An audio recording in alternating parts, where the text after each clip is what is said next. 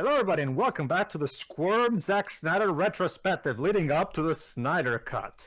Today's pick comes from Teo here. Teo, what do you got for us today?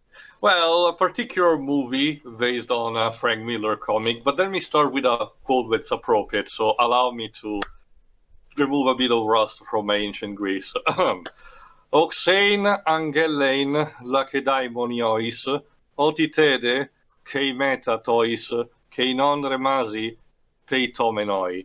With this quote, which means tell them in Lacedaemon passerby that here, obedient to the word, will I, Simonides of Chaos, Seos, or Chaos, sorry the pronunciation, poet and philosopher of ancient Greece, describes the act of courage that was King Leonida and his cohort of Spartans that they put against the invading forces of the Persian Empire, led by their so-called god king.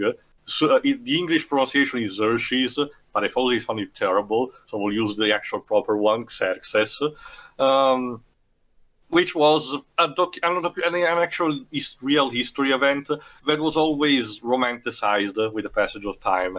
And so, one of our favorite authors, Frank Miller, decided to make a graphic novel about it.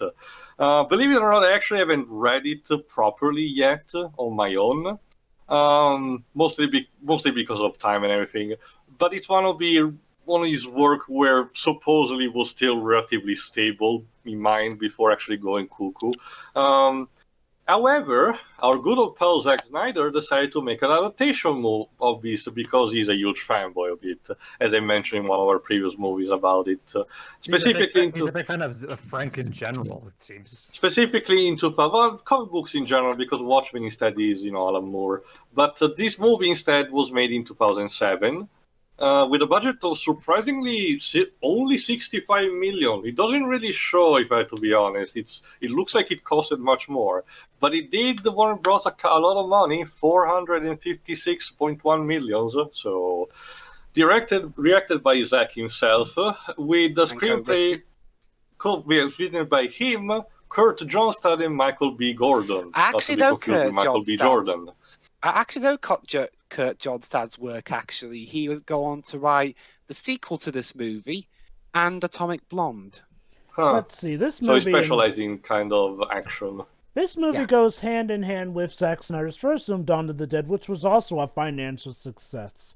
And before his DCU work, this was probably his most iconic movie because of the memes. That's also because it was like the second he actually made mostly. He was also specialized in shorts beforehand.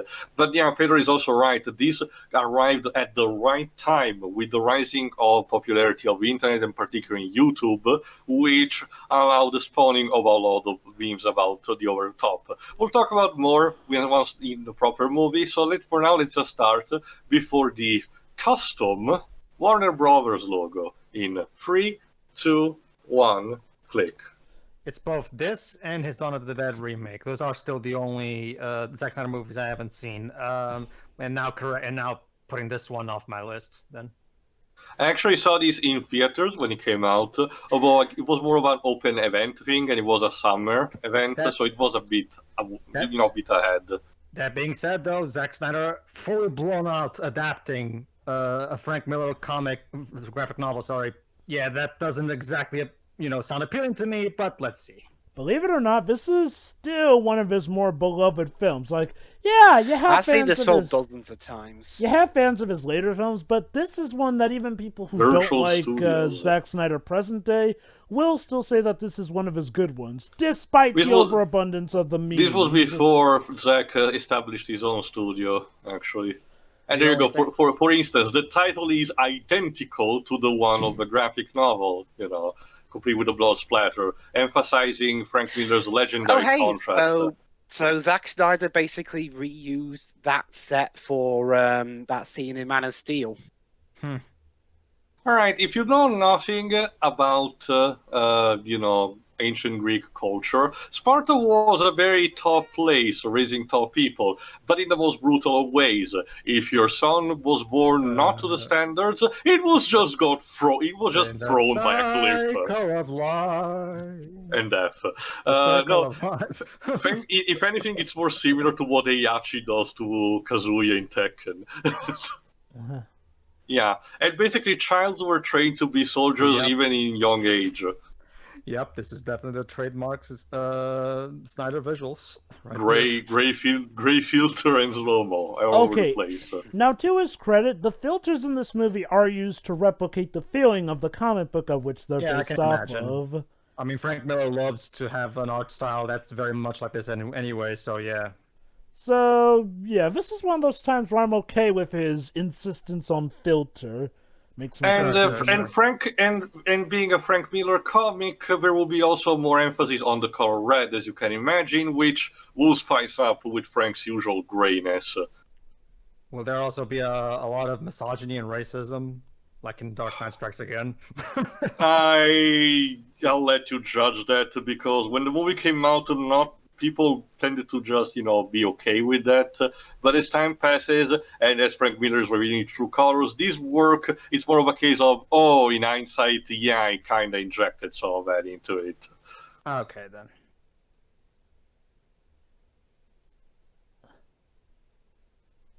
And that boy shall become Kratos. But yeah, I'm aware that Watchmen... But yeah, I'm aware that Watchmen is Alan Moore. It's just that the way he writes, though, like even right here, like the way that this just feels like a Frank Miller script. So already. This particular narrator will actually be one of the main characters of the movie. He's played by David Wenham, and AKA he's actually Faramir in Lord of the Rings. Actually, this movie has quite an interesting cast. And later on we'll see Gerard Butler as Leonidas. Not only that, so not only do we have everyone's favorite Phantom, quote unquote, but we also have Cersei Lannister herself in this movie. Man, Teo, Kratos' brother's childhood was even worse than we thought. I know, right? Poor Deimos. Oh, there was a 300 video game. Well, of course there was. That doesn't surprise me. Video game tie-ins were still common back then. Okay, if there's another thing this movie is, well, let's just say infamous for, it's regarding its soundtrack. I'll see if I can find some information on the video game. Actually, I've got some info, actually. Go ahead. The score for this movie was done by Tyler Bates, who would go on to be one of Zack Snyder's regular composers up until Sucker Punch. But there was a slight issue with the score in that it borrowed a lot. And by borrowed, we mean it was practically note for note, i.e., from stuff from the films Troy, scored by James Horner and Gabriel Yared, and more so Titus from Elliot Goldenfall. Oh dear. Needless to say, this damaged Tyler Bates' reputation greatly. The fact that you had a composing career after this is you should be staggering. dying of hypothermia right now. No, that's because it's toughening him. Remember.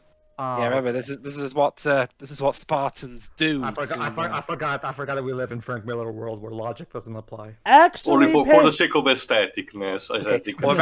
Remember, Pedro, this is Frank Miller world through a filter. Also, I guess. Also, Pedro, as much as I hate to admit it, this is something... Oh, yeah. This bit in particular, this is one of the ripped-off bits of the script. Java, yes, sir. This is something that Spartans actually did do in real life, like put their kids in incredibly bad circumstances, even in the cold. So this isn't so much a Frank Miller thing so much as this is a, fucked up stuff happened in the past thing. I mean, by logic of natural selection, this meant that whoever survived really was that tough.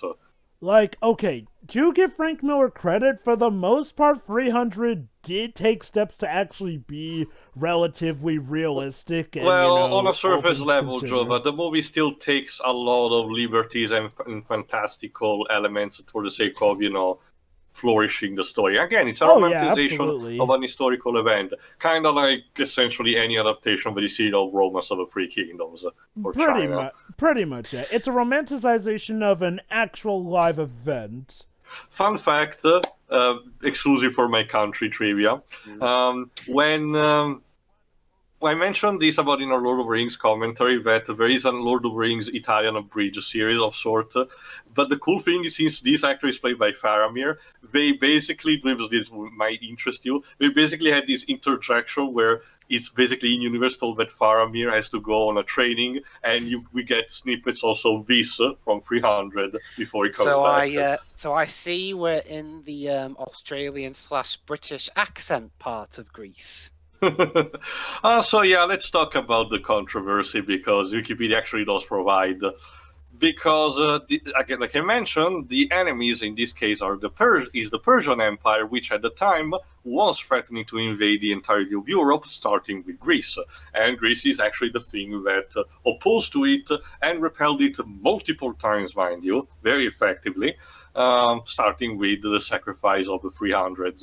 The problem is that Frank Miller, as we know, more recently but also beforehand, is not exactly subtle when talking about people from the Middle East. Oh, yeah. And as such, the Iranian government wasn't really happy when the movie got released.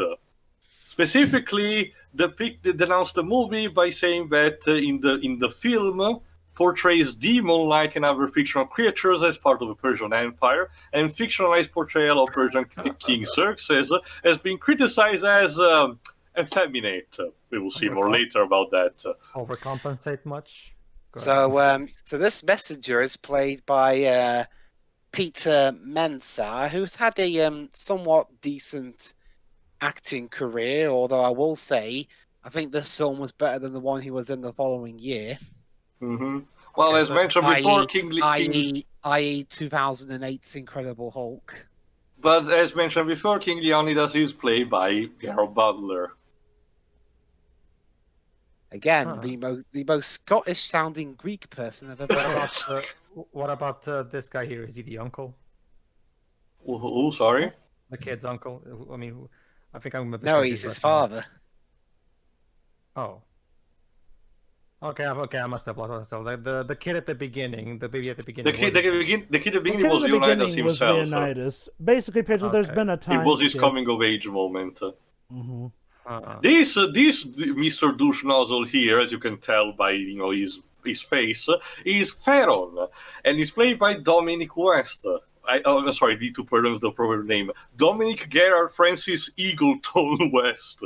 Yes, that is actually his and full name. This character apparently wasn't in the book originally. It was actually an addition by Zack in order to spice up a bit the story by making it a bit more contextualized. But more on that later. But now here's one. Basically, this entire scene, much like at the beginning of The Dark Knight Rises, this scene has entered in internet history for a multitude of reasons. And remember, at this time, the internet was bare for a while, but it was the moment where it was starting to become very popular. Also, yeah, that phrase. So starting to become very popular, and as such, people were starting to experiment on websites like Newgrounds about remixes and the prototypes of early memes, Yeah. And this was a good candidate for that, for the more infamous scene we will see in a second. Hell, it literally spawned a genre known as the Spartan remix. Yeah. But yeah, for the entire movie, we will constantly be told that Xerxes is basically a god, and his army is so vast that there is no other choice than to submit to him, otherwise he will die a horrible death. But Leonidas isn't having that. He's not very convinced, as you can see. The problem is that Sparta doesn't really have that concept in mind, which is what ultimately beat them in the ass. Well, funny enough, one of Gerard Butler's earlier film appearances was in a Bond movie. Oh yeah, by the way, Leonidas basically just called everyone in Athens, a bunch of pussies. Let's just say that. Yeah. Uh-huh. Sure, I'm sure he feels so threatened by that. Dominic West here. Obviously pining for these years considering a lot of his later films, one of which being Disney's biggest box bomb ever, John Carter. Oh He was boy. in that shit. Yes, he was. Okay, as it's custom by Zack Snyder, again, like I mentioned, the visuals are basically the highlight of the movie, which are basically full-on transposition of the panels of the graphic novel. I have no idea what's his secret, But a lot of adaptations can't manage to replicate properly the comic book panel as a result of other means, and yet he consistently managed to do that flawlessly. How? If there's one thing Zack Snyder definitely always has That is for him... a very rude reaction. That's what I keep saying. Oh If he wait, were- here we go.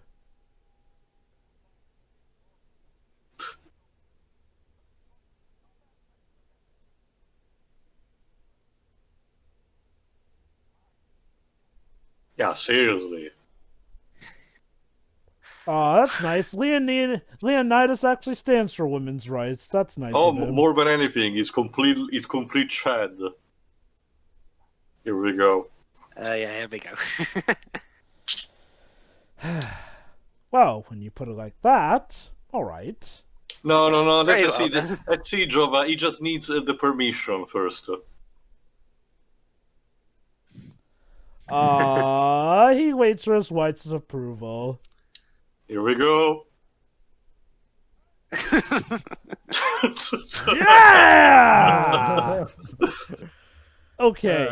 Okay, so ignoring how much of a meme that is, though, that scene is pretty damn awesome, all things Again, considered. it's a signature. It's basically establishing moment to the fact that Sparta, because of its tradition, will simply not recede to a bunch of these people coming into their doorstep and basically telling them, "Could you kindly step down?" Like, Sir, how are we going to recover the bodies? Who they said won't. anything about recovering them? yeah, seriously, they won't. Well, I mean, they might have treasures we could use to help feed our people. You gotta... However, sorry, go on. And yes, folks, the irony of a character not being misogynist in a story based off of a Frank Miller story is aware to me. Thank you very much. But despite everything, Leonidas is not a fool. He knows that the Persian Empire is still a threat. So first, he wants to consult the local oracles, which was a thing that Greeks were doing all the time. They had established points of consulting. Should I go to war with these people? Should I trust this king here and there? Also, this is a Frank Miller story. Where's all the constant narration? There there was was at the narration at the beginning. beginning. Yeah. And there is gonna be constantly spruced in between, Libs, don't worry. Although, to be fair, I think what Dribs means is like, well, where's the 24/7 narration? Because that's something the Spirit has. Something like you see in All Star Batman and Robin, for example. This is actually, well, from what I actually seen, the few snippets of it, 300 instead is actually one that uses Frank Miller's art, uses the style to talk instead of using narration constantly.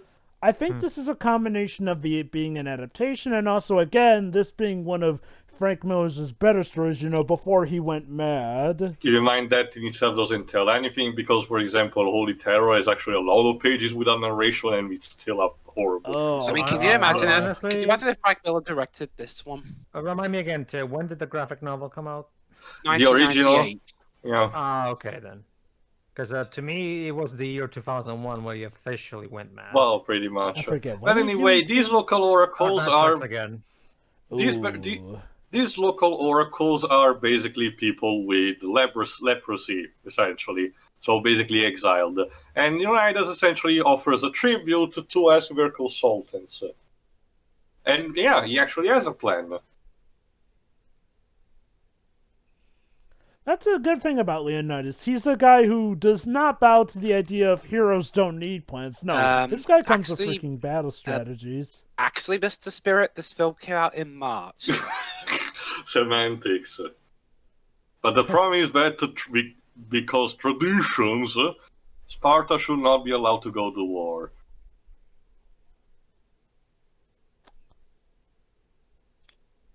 No, you please let me finish my plan. Please. I worked on this while the entire time I scaled your stupid mountain. Yeah.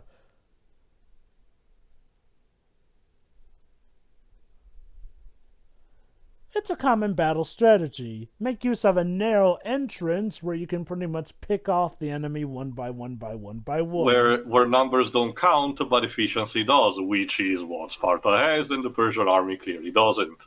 Mm-hmm. Oh boy. Okay, Pedro, you're Oh, about God, to actually bloody see Oracle one. again. You're actually about to see one of Frank Miller's quirks, so be prepared. Oh, goody. But yeah, no, that's exactly what I keep saying, Taylor. If only he would have the good sense to know that he should become a cinematographer. Well, again, it seems that... Well, Zack Snyder's adapting something this time, so... Mm. And he actually had cool writers with this. And Frank Miller was actually an executive producer for this movie. So Again, you know, wasn't... I think at this point, Frank Miller was busy trying to forge his own film career. So what is exactly the thing that Because you all came out the following year. So what is actually the thing that the leprosy victims actually have to do for consulting the other government? Essentially, roofie her with the drug incenses, and then, you know.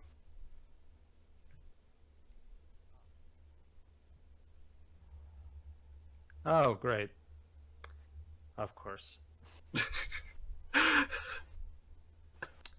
Horse. Also, unlike Disney's Hercules, which came out 10 years before, this movie was actually a huge hit with the people of Greece and its neighbor Cyprus. Mainly because unlike in Hercules, which they perceive to be Disney mocking them, this movie depicts Greeks as badasses. Pretty much. Well, like I said, that the downside effect of instead pissing off the Iranian government. Mm-hmm. Ew. Oh, great. Yep, this is definitely based on a Frank Miller story. What do you have to say, lady? Oh, nice confidence you have in your king. You will see in a second why. Well, okay, to be fair, you already seen this movie, but there's a reason probably why we're telling this.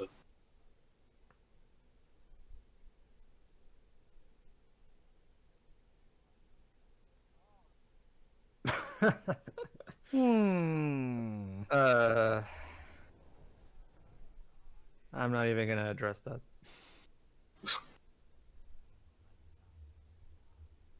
And No shit. I'm gonna depart in a cool walking away shot. Yeah, but that's because the immediate resulting twist, the leprosy victims had been corrupted previously by the Persians. Dun dun dun. Aha. Using So also. Sorry, go on. So this is the source of the only halfway funny joke in Meet the Spartans. Pretty much, yeah. And Pharaoh, as you can see, is kind of acting as a double agent. Okay, for context, in the Meet the Spartans movie, Jesus Christ, Frank. The joke regarding Farian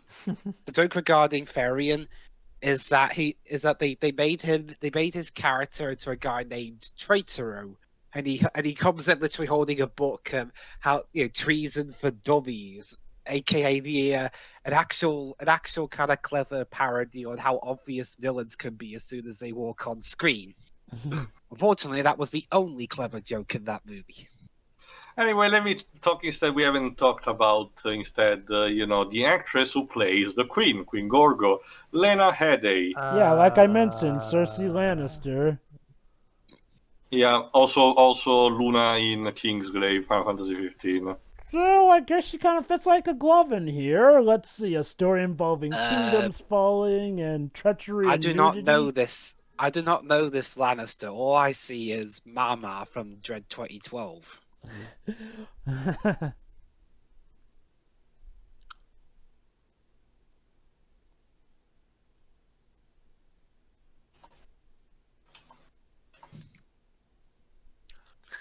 No, I feel pretty warm already.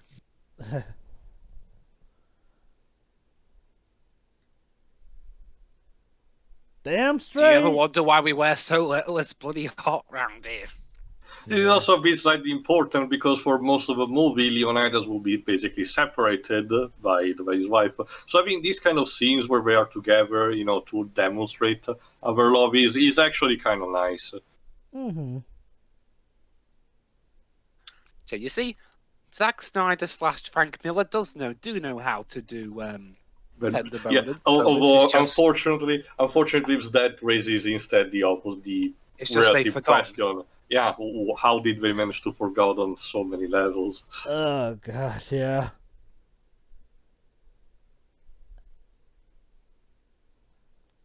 I think the problem. Well, I'll tell you, I think I actually have an easy way to explain it. Ego growth leads to self-indulgence overload, and now he's on full egomaniac mode. Like I guess. like so many artists eventually fall into. Honestly, I don't know what to think anymore of Frank because in recent times he seemed to have just decided to be quiet, not necessarily change his ways. Because yes, he did apologize for some things of Holy Terror, but he hasn't changed completely or anything. So I was talking more about Zack, but yeah, sure.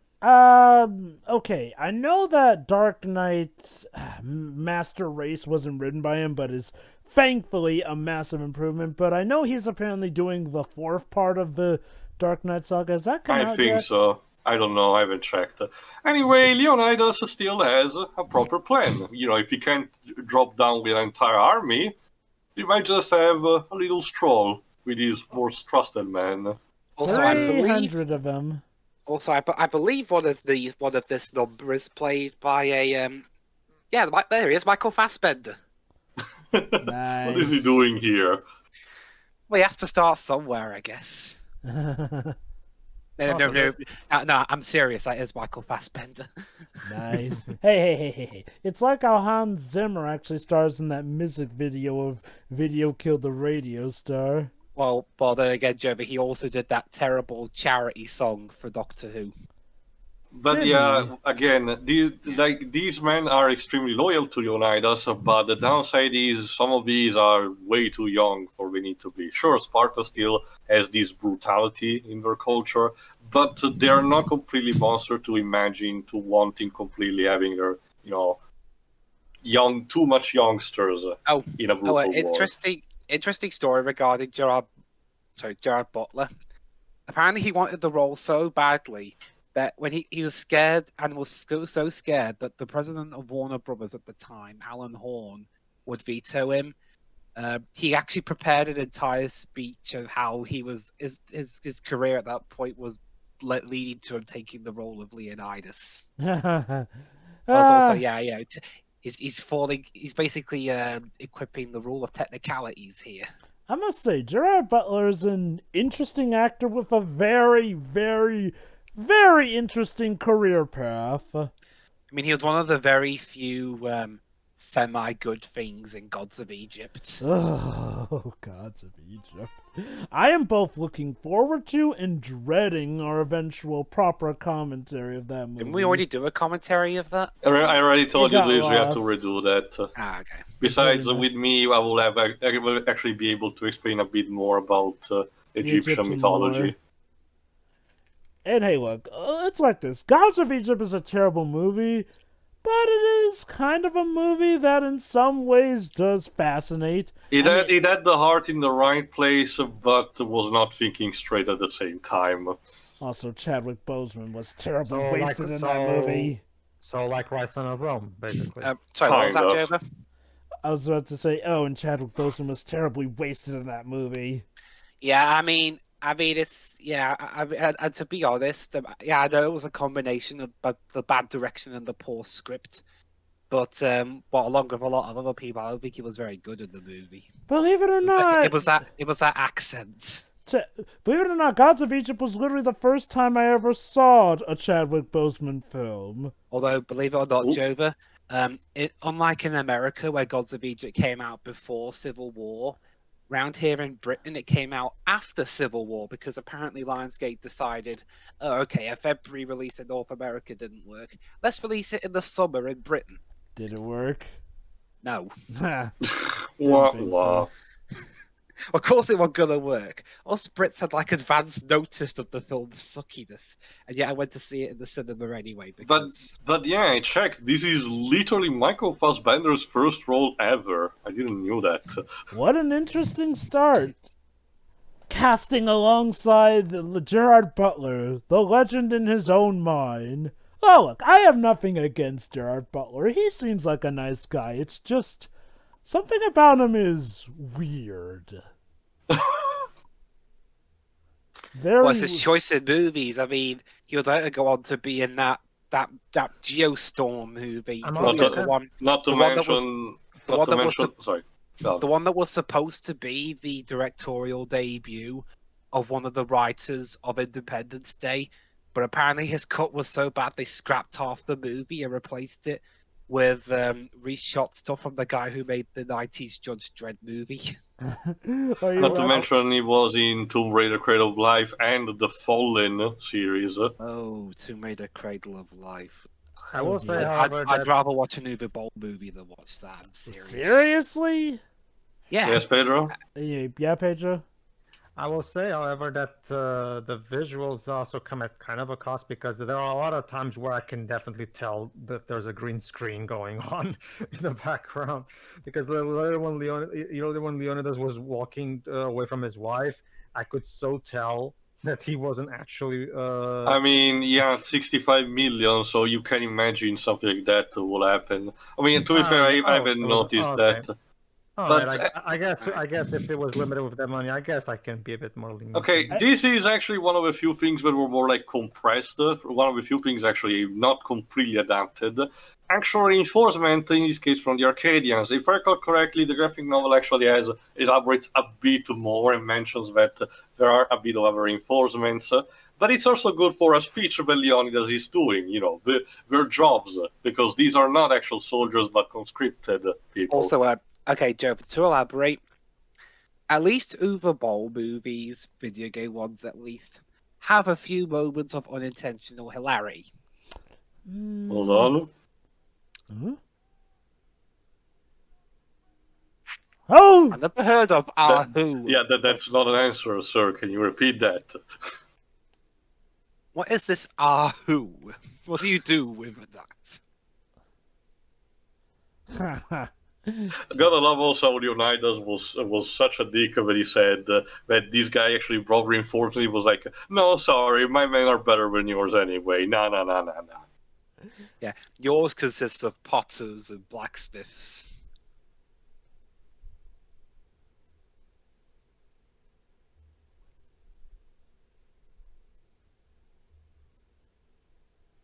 Sword and shield, indeed.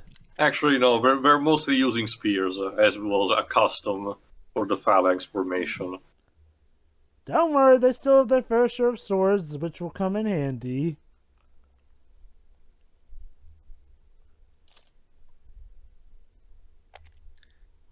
Hi. This is someone we will meet a bit later, I think. Oh boy, I remember this from Meet the Spartans. And that That was is that. I gotta love that despite not purchasing yet, New Line Cinema, the movie could not just resist to have their own version of Gollum.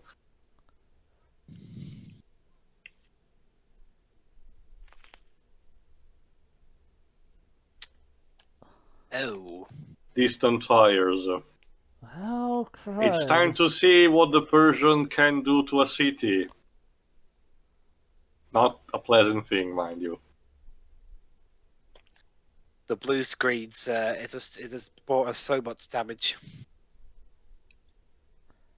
There and there. Actually, not really. The Persians didn't really leave too many corpses. They usually take things with them.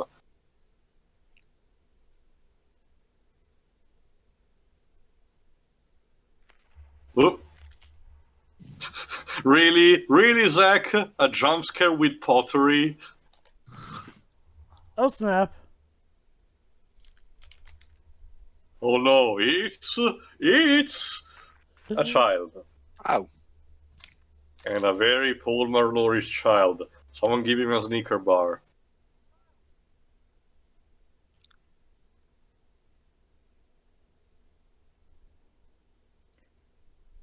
It's a trap? Maybe? No, if it was like an American movie about the Iraq War, this child would probably be strapped with bombs. I know that we love to do this kind of cliche, but no, thankfully we don't do that. This is a genuine victim. Yeah. Hello, I just came here right next to you so I could faint in your arms.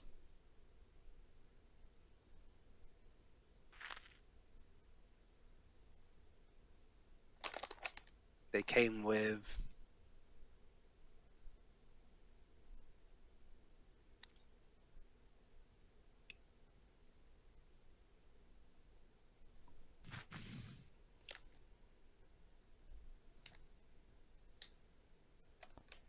Yeah, the And you still die. Yeah.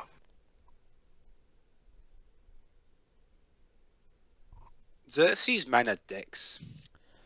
Yeah, in more ways than one. Mm-hmm.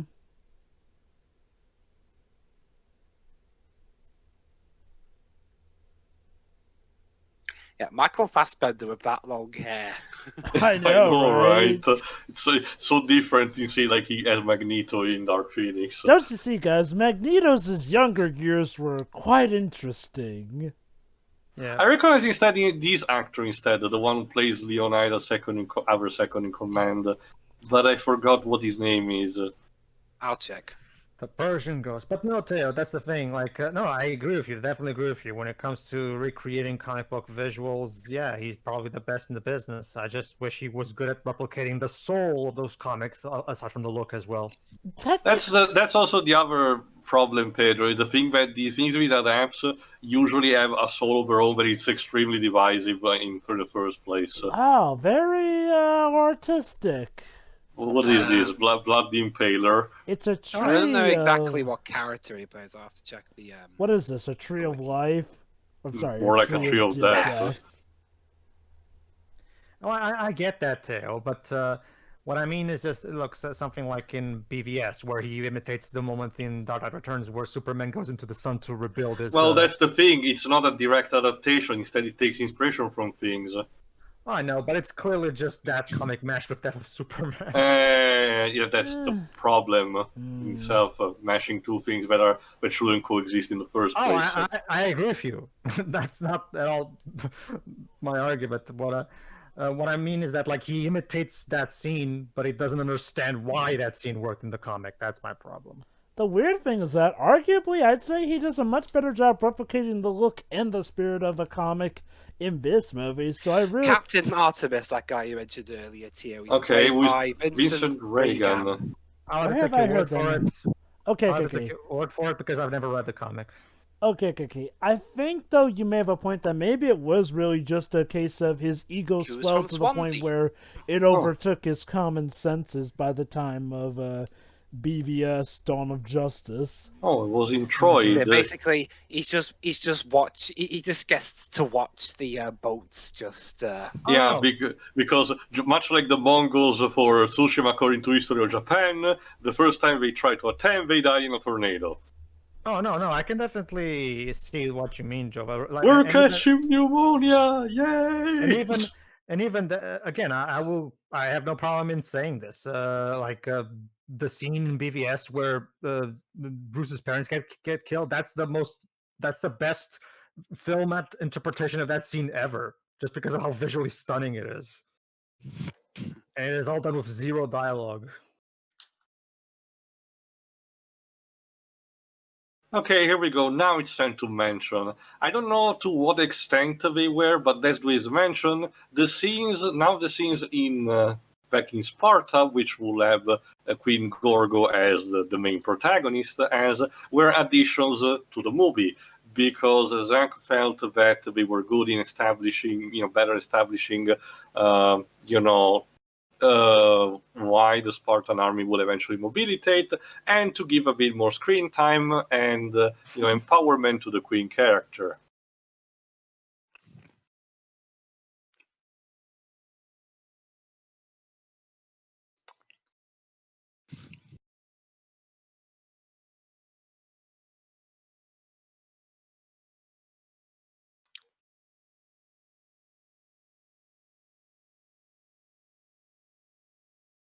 By the way, the Loyalist is played by Stephen McHattie. Let me check. Also, I've seen Vincent Regan's roles somewhere, but not. But I recognize a couple of them, not all of them. He was in Snow White and the Huntsman, apparently. Anyway, Stephen McHattie.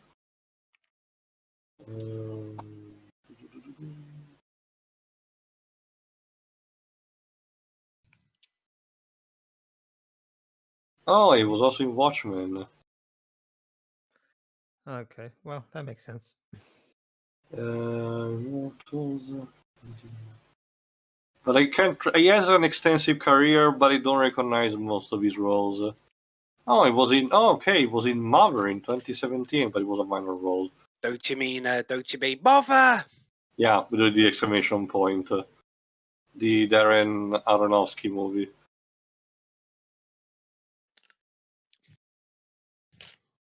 Yeah, unfortunately, the Persian Empire could rely on numbers, big numbers as well. Despite the storm, that was just a setback. Because I'm gonna have a career after this movie, and you're not. I actually don't know who plays the Arcadian captain. Let me see. Andrew Plevin.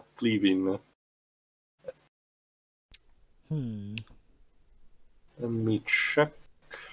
Well, I mean, Oh, yeah, he was in that- Batman that's Begins. Oh. Well, okay, to be fair, it's like a minor role, like an uninformed Oh. policeman. Okay. Uh,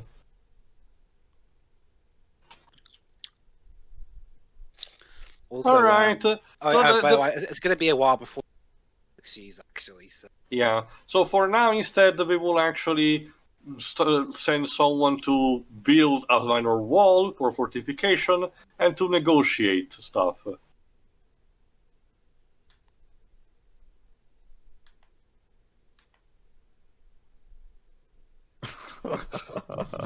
That camera angle, Wait, is this how it was in the comic book panel? probably.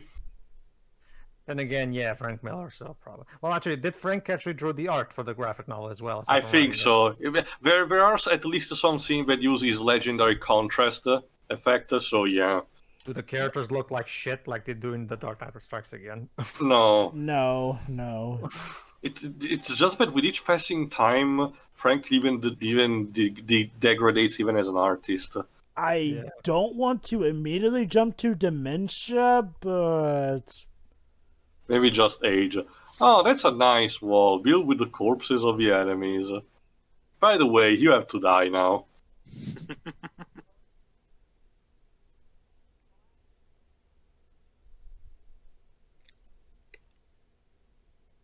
I used my Magneto powers.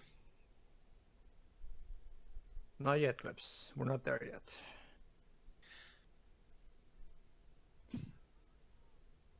Also, I think out of all the Ooh, 3D with action! Oh, Go, yeah, I Michael! forgot. Go, Michael! also, yeah, I think out of all the main actors playing Spartans, Michael Fassbender is the All only right. one to not have anything to do with the Commonwealth. It happened off screen. Our PG-13 rating is 'Cause he's Irish German. Isn't this R-rated, actually? Is it? Yes. yeah. Really?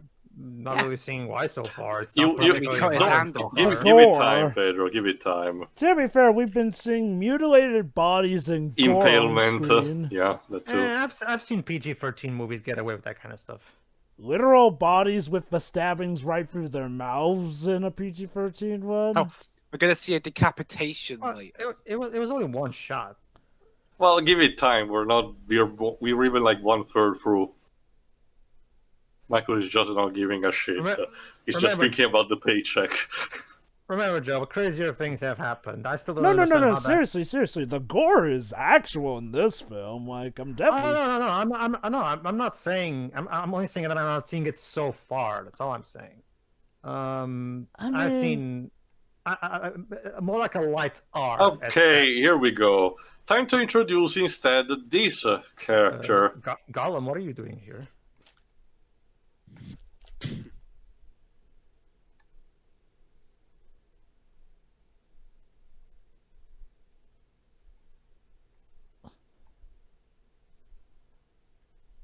Yeah, just stay calm for a second. Remember when at the beginning they established that Spartan babies get thrown into the abyss if they're not meeting the standard? This is one that actually survived with a cost. Disfigurement. Fun fact, in Meet the Spartans, the Hunchback is a Paris Hilton knockoff. Why? 'Cause... reference? It's played by Andrew Tiernan. Let me see what... Oh, it was Interview with the Vampire.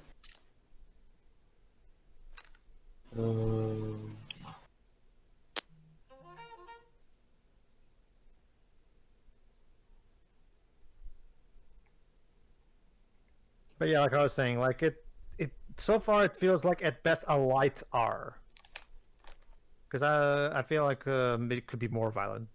Like for example, that strike earlier to the whip man. I feel like we could have actually seen it. I mean, if it's rated R, might as well. No, and he was in Dark Souls too. Yeah, he is as a voice act, as for a voice. But yeah, Ephialtes, as you can see, is being, torn by his condition, but wants to prove his own worth.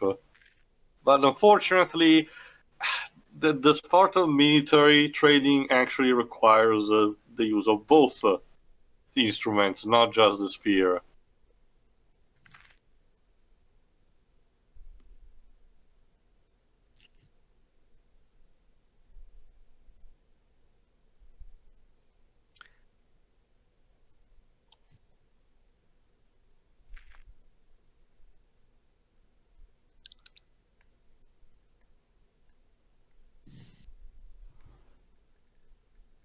That is true, He's not actually. wrong.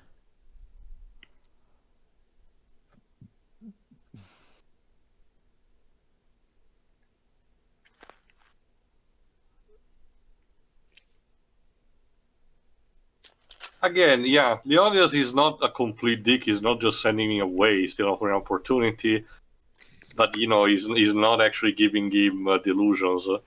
Like, it's literally about you can't always do what others can do. Which, trust me, is something that a lot of PSAs cannot seem to grasp proper. Yeet! Wow, he's actually taking this surprisingly well. Oh, Maybe not. never mind then. Sir, isn't that guy going to betray us later? But I'm sure we'll be fine. That's okay. The good thing is that Ephialtes actually told about an actual path that could potentially bite the Spartans back in the ass. So they're sending some of the other to the Atreides to just scout it and make sure that the Persians don't use it. Look, Captain, I'm the king. I mean, how many times in history has a king been betrayed and killed? I mean, come on. It doesn't happen all that often, does it?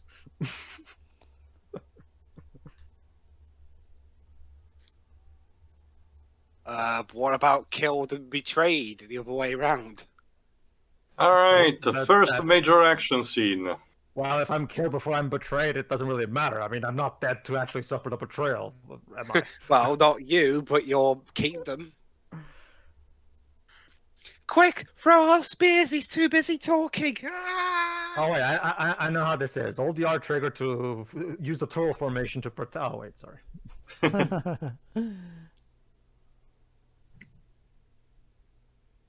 I actually think this would make a much better game than this would make a movie. I actually wonder how the game is. Well, this did make a video. It's on the PSP and. Only Oh, it is- PSP? Only PSP? Mhm. Damn. Weird. Feel like a. Well, then again, this was 2006. Actually, now that I think about it, yeah. Yeah, so that's the answer. I guess I can understand. I mean, the Xbox 360 was still a year old at this point, and the PS3 had just come out. So Wait, sir, who's the captain now? I mean, I should double check now. Oh, Who's our captain? Our captain's dead. Well, try and avenge him. Yay! Hold. Let's see. I think you probably could have phrased that better, dude. Oh, Tyler Bates also did the music for the video game. Let's see, it ran on an engine known as the Vicious Engine. Give So me blood or give me death. Who was the developer and the publisher, Jova? Developer was Collision Studios. Oh, I think I heard of them. Whoever they are. I guess publisher Warner Bros. Themselves. Yep. Warner Bros. Games. Okay. Makes sense. So, the idea in this is to use the shields Oop. to, you know, guard Stop themselves them well. and then advance. There you go. And again, just like Leonidas predicted, the number is fruitless in the the carabine. Push him back. Again, that's also what he said before about coordination for the phalanx. Because everyone needs to act kind of like a ballet when you get down to it. Apparently, it received mixed reviews. The Damn. game, yes it did. Got a 55% on Metacritic. Oh, there's a mobile game called 300 Seize Your Glory. Probably a gestional.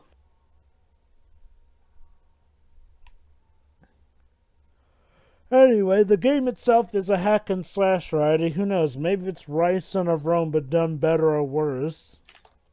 Well, at least it can be easily played on PPS SPP, so that should be relatively easy. Neat. Yay! So consider this, Legend of the Guardians, Owls of And here we Gulf- go. You've probably seen, even if you haven't seen the movie, you've probably seen this scene parodied, kind of like The Matrix, because this is where Zack Snyder starts jacking off with a slow-mo. Yeah. Oh yeah, this is actually very reminiscent of how the fights in the Matrix sequels. Oh, It stab to the drips. crotch. I don't know if you've seen it. Actually reminds me. I think the second Night at the Museum movie actually parodied this scene. I Alright. think I've seen that one, but I can't remember. I only really remember the first one. Alright, now I can properly see the R rating. Ah, yeah. We're just waiting.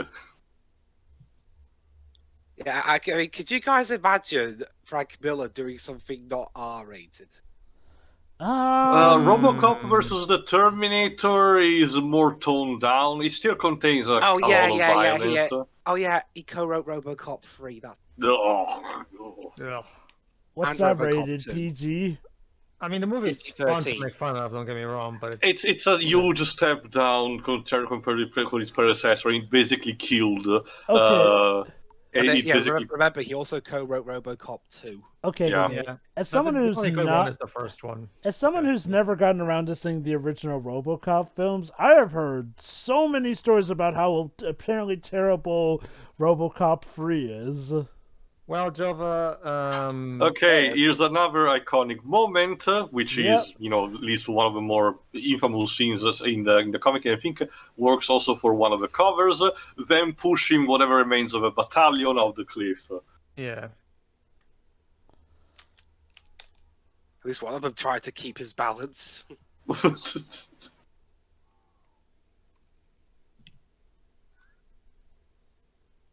Yeah, that was just a warm-up. Oh. But That was just the warm-up, Dweebs. Oh But yeah, dear. let me put it like this, Jova. Like even back when he was good, Oh, shields out. but let me put it this way, Jova. Even back when he was at his best, he still had his brain farts, to put it mildly. Oh yeah, Mhm. absolutely.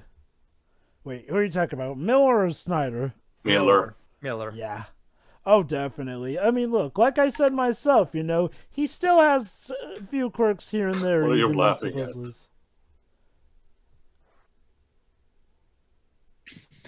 At least having a good sense of humor about it. We're gonna die. And hey, Well, they're stabbing their own Always men. look on Well, the Taylor, bright it's not. Well, Taylor, side. it's not. Well, Taylor, it's not like. Well, Taylor, it's not like moping about it is gonna solve anything. So might as well. Also, I love how I love how one of them was like, "Wait, I was still alive." I'm actually not seeing it. So okay, this movie's great. I'm actually not seeing so far like those bits that you've been hinting at too. Like I asked you about if there's any massive racism or misogyny. And so Again, far, give it time. Give it Okay. time. I guess. Are you sure about that, Leonidas? I wouldn't really count on that. To give him credit, he's had a good Round one so two. far. I wouldn't push my luck though, if I were him.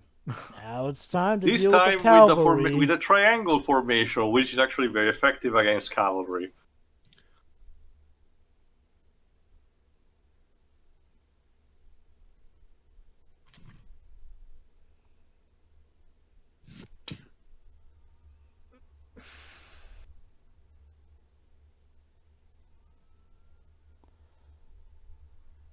Yay!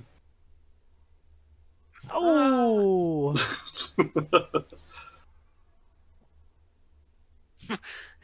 He just stabbed him and took fly.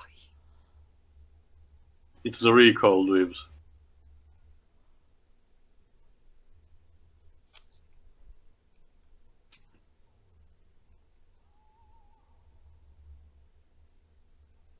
And this all sounds like a typical Frank Miller narration right here.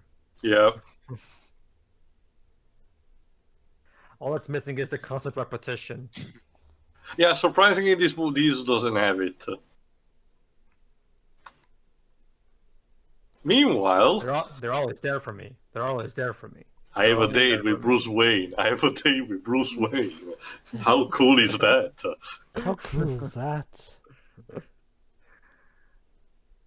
And yes, that's an actual line from Vicky Vale in Frank Miller comic. Don't ask. It's stupid. They catch me, and I fly. Remember the mission. Nothing matters except the damn mission. I actually prefer the narration that takes place, Jova, when they show when that comic shows the Justice League for the first time, and they start describing like the narration goes full pretentious mode. It's just hilarious. Hey, you know what? Hey, you know what line I especially love? I'm the Joker, but I'm not very funny. Yeah, seriously, Jesus. Frank. What the fuck? Then why are you called Joker then? Basically, to describe All-Star Batman and Robin, it's like if Batman and the Joker switched minds. Batman is like a psychotic madman who does laugh maniacally, whereas the Joker is this super straight, serious guy who supposedly is about not being funny. That would imply that Frank Miller knows anything about Batman anymore, Jova. Well, considering how he is the one responsible for Batman Year One, the story that pretty much even comics to this day take inspiration from, he must have And at the some movies. point. All right, the Especially Batman subplot. Begins. The subplot about what Sparta wants to do is that the Queen Gorgo, will have to speak about the Council in a couple of days in order to move them to actually start sending the proper army against them. The problem is that, as a suggestion, the loyalist says you should make friends, become, more attached to Therion because he has influence over the Council. And you know what that means. Boy. Pulling a Lannister. More like, well, kinda. More like, basically, the movie he did only partially, but yeah, she has to basically bed with Therion if she wants to have a chance to persuade the Council. Keep in mind, the payoff is better than what you expect out of the situation, but we still have to deal with this. Seriously, this guy's like one of those sitcom nemesis guys who wants to try and bed He's the the main Newman. protagonist's wife or something.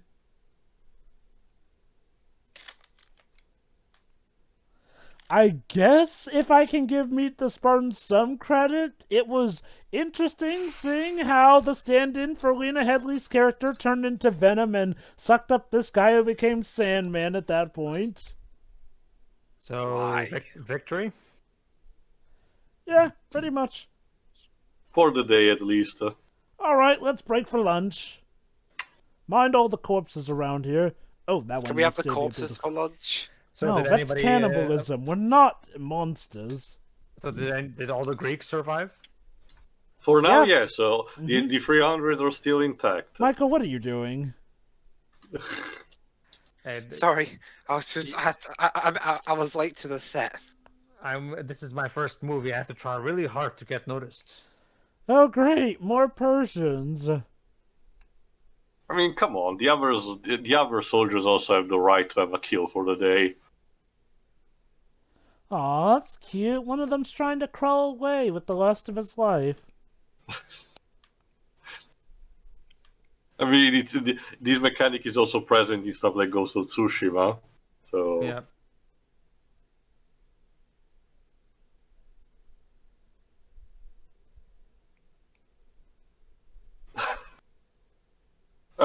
I know, right? Sure, yeah. Says as he's just munching normally while the others are, trespassing the corpses.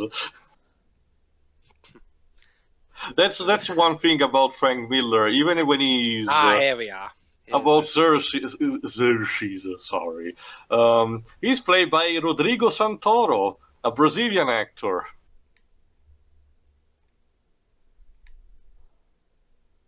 He looks like Dawson from Street Fighter. So we have Oh, a boy. Brazilian playing A Persian. king. Yeah, a Persian. Oh, and he was recently in Westworld. Played a guy named Hector Escaton. Mm-hmm. So yeah, Xerxes, as expected, kind of wasn't really counting on his men to lose. So I guess this counts as granting an audience with Leonidas. He would later go on. Mr. Santoro would later go on to play Jesus in Ben-Hur. The remake, yeah. Yeah. But yeah, like for the standard, the Leonidas is already installed, so this guy is huge.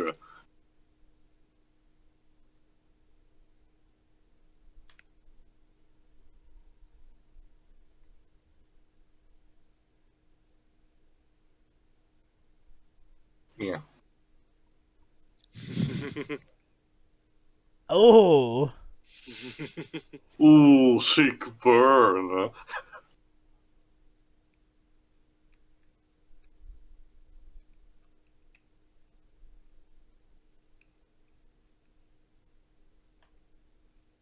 Oh, here we go. Personal space. Like, excuse me.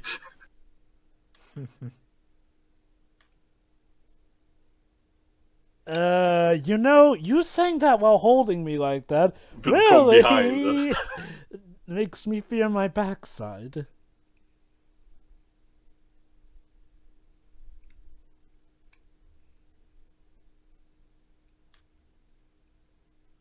Huh. But therein lies the problem.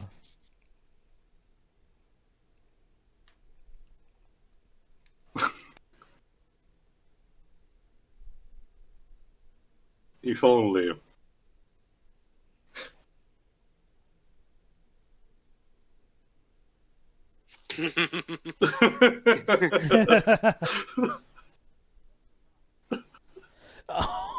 Oh!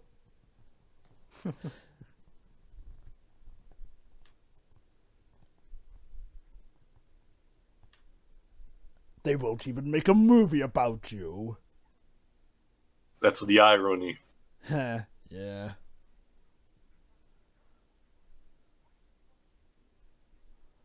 Did they alter his voice in post? I think he was dubbed over. Was he? By himself, even by himself, but probably altered post. Because it's not like I've seen. I mean, again, I have seen Ben-Hur, and for as much as I could concentrate on the scene he was in while I was feeling sick watching that film, his English was. I mean, for a Brazilian, his English wasn't half bad. Was it a case of the frame rate making you sick, or was it just the movie being that bad? It was the bloody camera work. There you go, a literal mountain of corpses. Like I always say, I watched Hugo later on that day to cure myself. I'm not seeing anything Kill about yourself? him needing to Cure. die himself of him. Okay, never mind. Peter, even the worst Laker movie couldn't make me. Whee! Yeah, here you go. I found it. There you go, Joe. But this is the one that's the most baffling to me. It starts with a bellow worthy of Zeus, then a wind that warriors might envy. She's a fragile. What the fuck does this even mean? Like, Okay. Question: who do you think is harder to comprehend, post 2001 Frank Miller, or the Ultimate Warrior in the comic of Destrucity? well, I guess I'm gonna have to pick Frank Miller at least, because I still have no idea what the fuck the Ultimate Warrior is even talking about. Wow. So, I mean, with Frank Miller at the visit, I have a basic sense of what's going on. All right, time for the elite troops from the Persian Empire. Basically ninjas, because, like I said, Frank has no idea how the cultures of Asia work.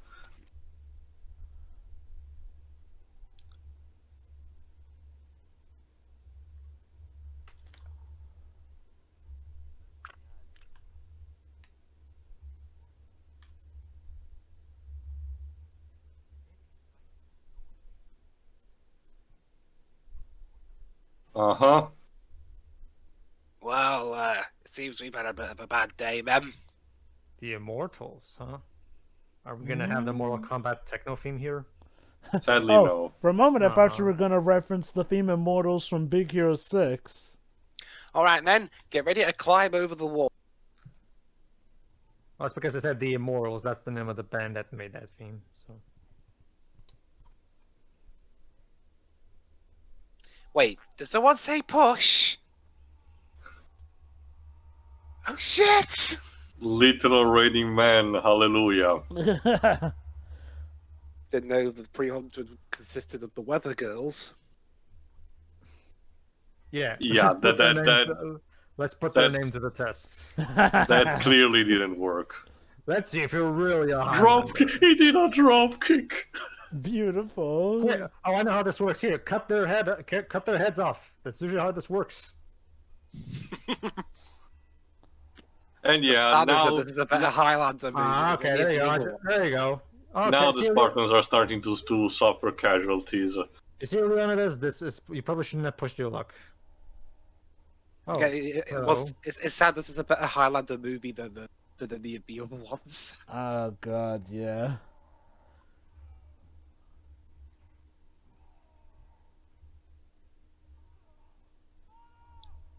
Shit!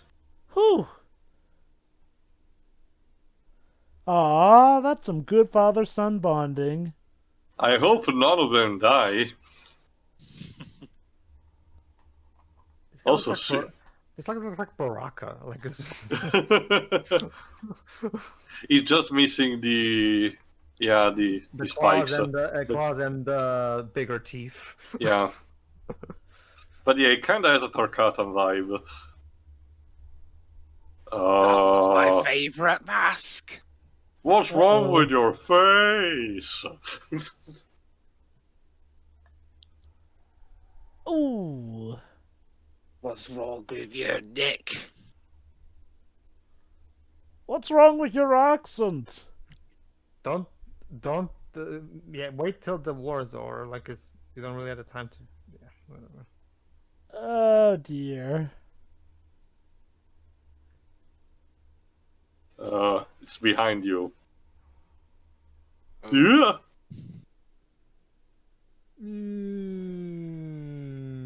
Shung. That would have sucked.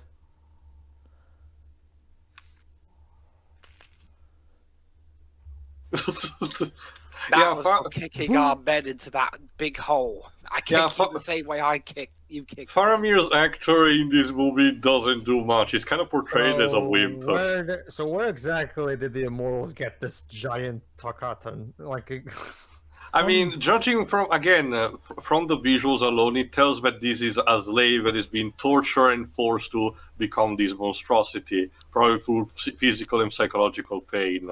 A brainwashed foot soldier of sorts.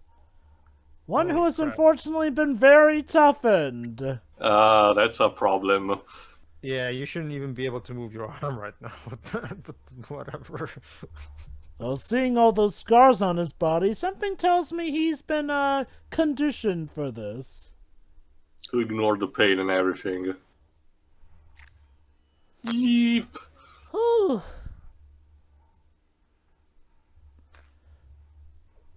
I hate your helmet. Ow. Damn you and your Wonder Woman posing. Yeah. Ugh. Open wide. Oh no. You need to think of a better punch over. No, don't you see his eyes are open wide now? A knife for a knife. Whee! And There a we head. go. There you go. Oof. There you go. Hopefully we'll stay down. Oh, the And Arcadians Leon- were... Well, actually, no.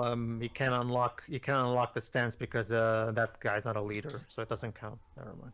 Wait, hey! You said this would be a fight between the Spartans and us. You didn't say anything about Arcadians.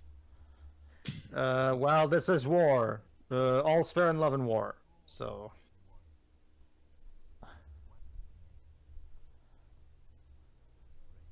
At least it gives them credit.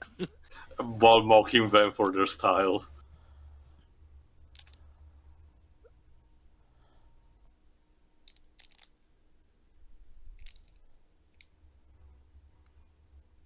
Ugh.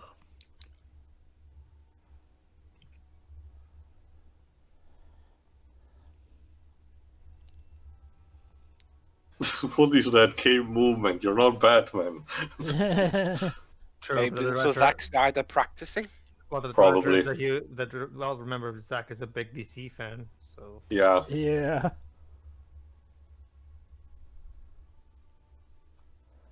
So, Diggs, was this core also ripped off? Well, like I said, most of the score apparently was ripped off.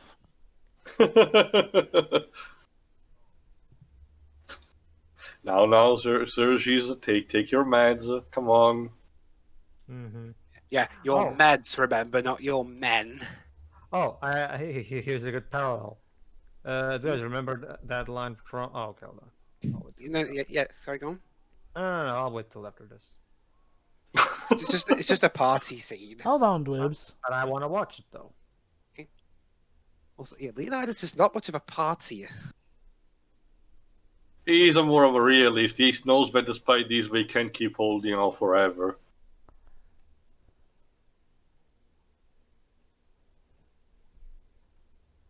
And now montage time.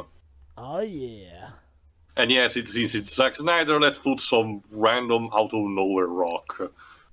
Live to win till you die.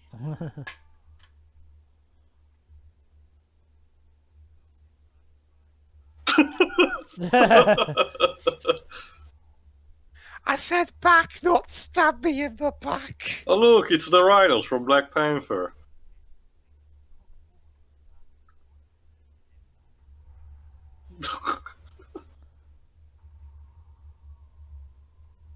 Yeah, apparently they don't know to step back a bit from even the. All right, let's try to see if we can be badass. Whee!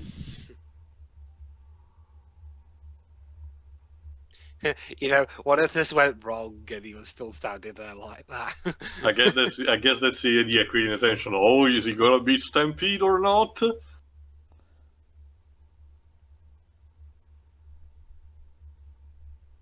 Yeah, he actually managed to do it.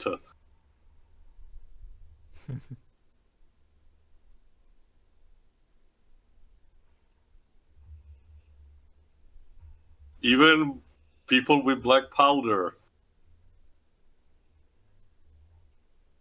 AKA napalm. Grenades.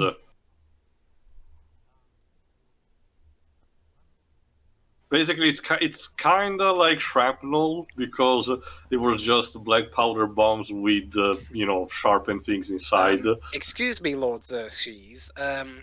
But it seems though no matter how many people we throw at them, because we're in this narrow space, it doesn't matter a jot. Maybe we should try something else, Your Highness.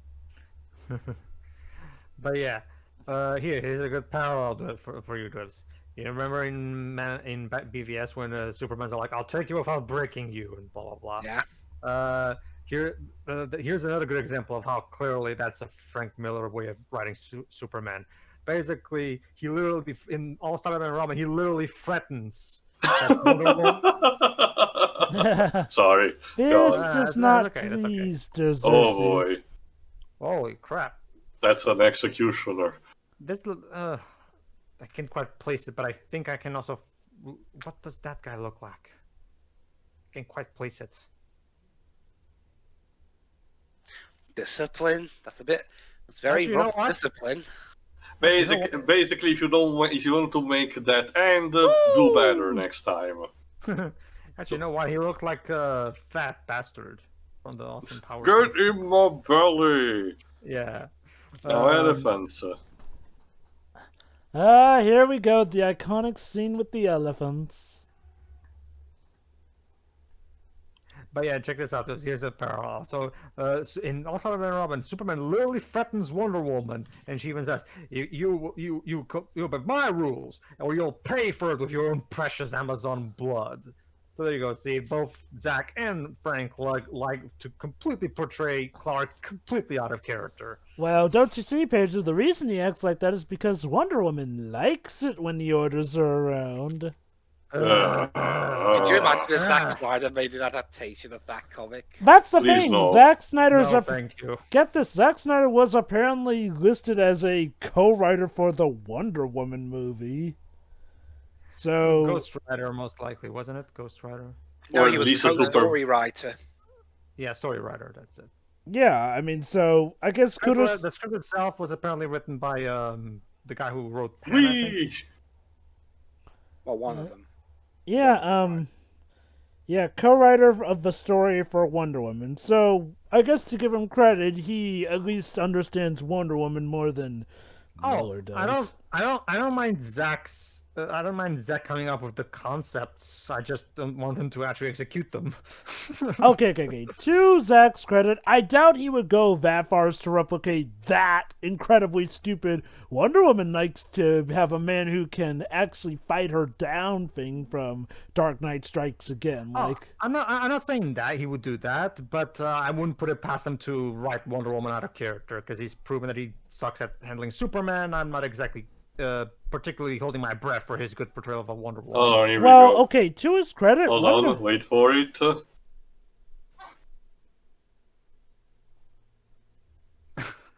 And I'm totally not gonna get killed now, I swear. Ew. Yeah, I probably shouldn't have just stood around here like a moron doing nothing, being a completely open target. To be fair, Starsy knew the battle was over until too late. No. What? No. What? No over the top scream? Come on, I'm so Give disappointed. me a second.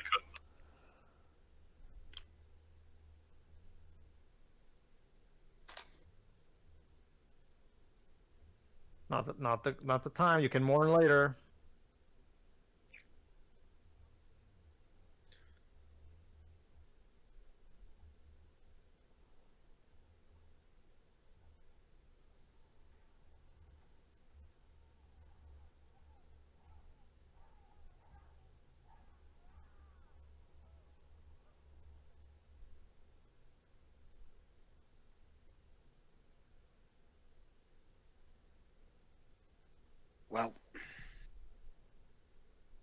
Well, that happened.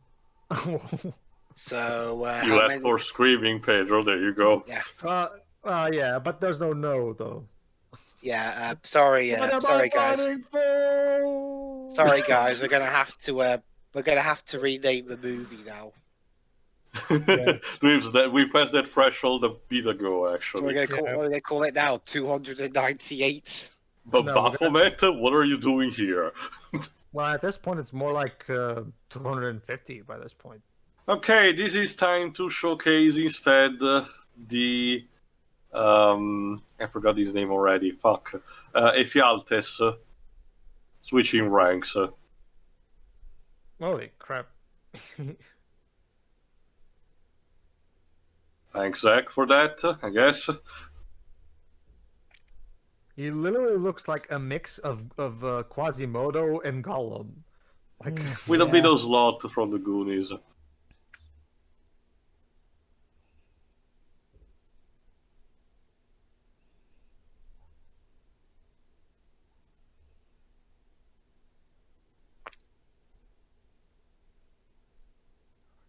Oh, sure you are.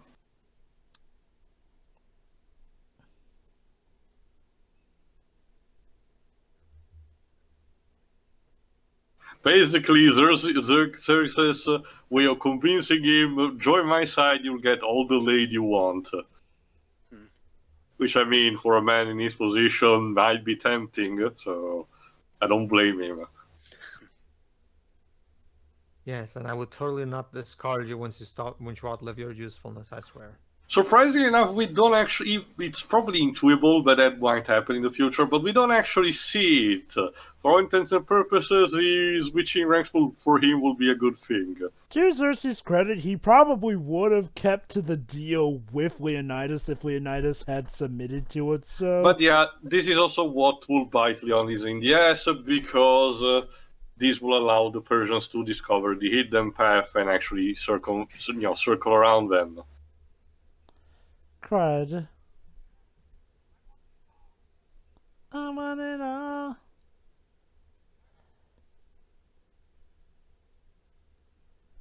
Yeah, there's actually one above everything else. He actually wants a priority.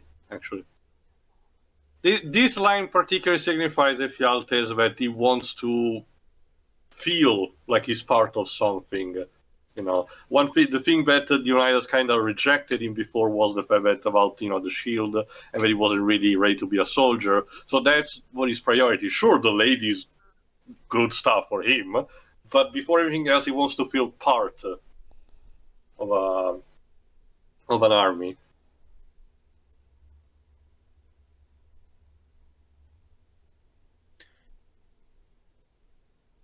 Oh no. My Meanwhile- heady sense is tingling.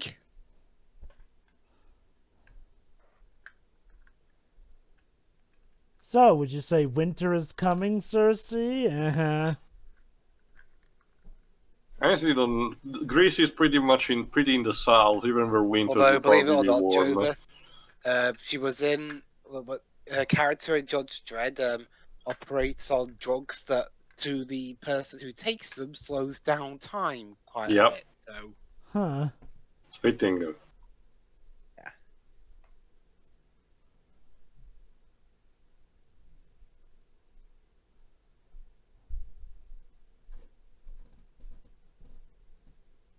Tasty.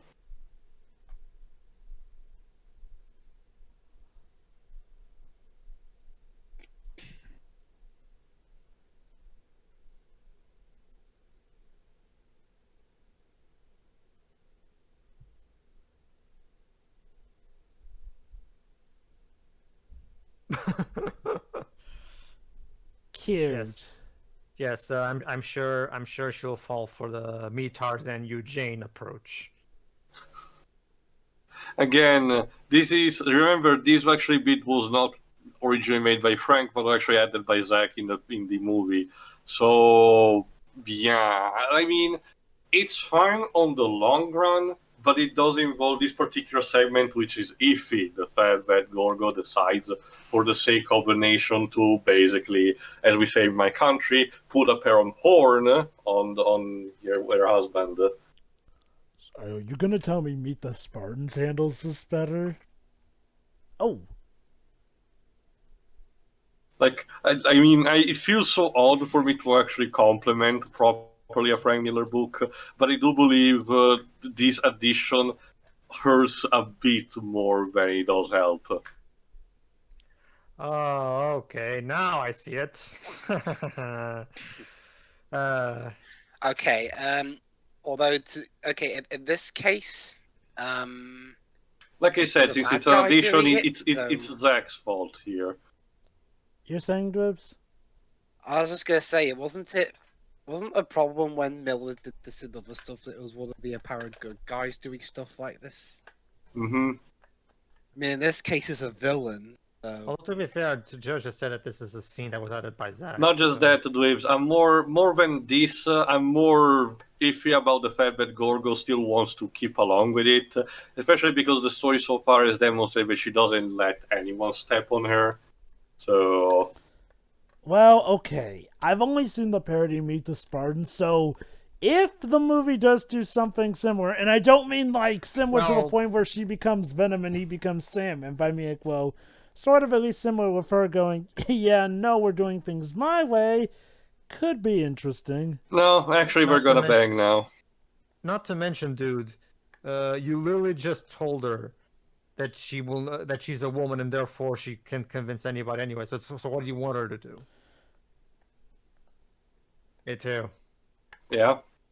Where's the man who threw me to the ground and took me as his rightful prize? Oh, God. Thank Not just that. Look at that. He's literally telling her to the face that he wants to rape her. That's just charming, Zack.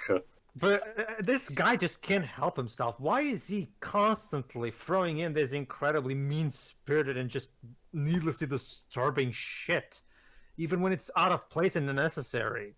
Like seriously. Like you said, even in his quote-unquote movie he made for his daughter, he does this crap. Like seriously. Like He I just can't said, help himself, can he? like I said, the payoff, thankfully, it's better. That makes things a bit better, but it doesn't change or erase the fact that we had to pass through this to arrive there. you.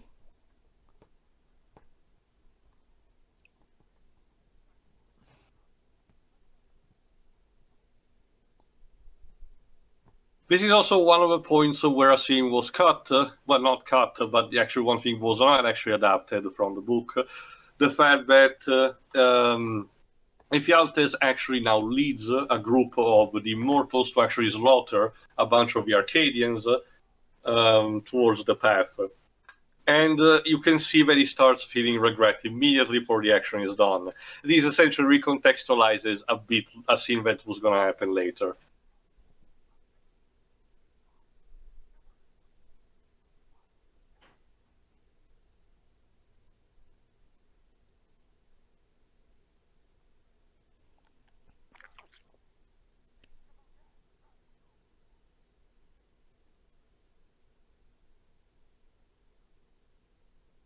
Oh,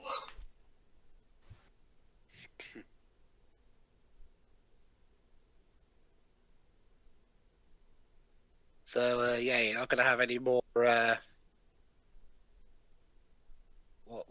forgot what group are they again? Andrew Plevin. No, I meant the group that he was leading. Oh, the Arcadians. Yeah, Arcadians. Sorry. No more Arcadians.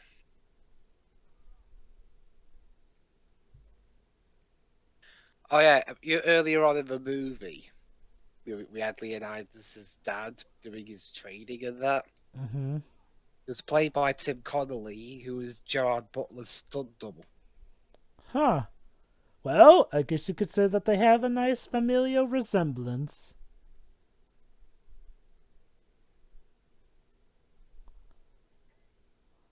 Yeah, time for another instantly quotable line. We will actually use in the trailer.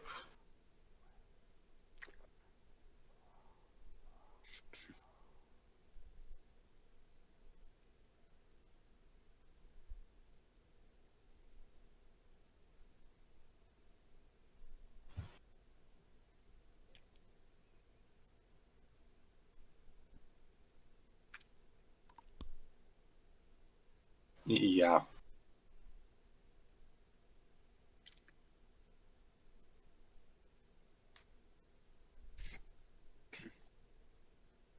Apparently, Rodrigo Santoro was an audition to play Astinos, but Snyder gave him Xerxes instead.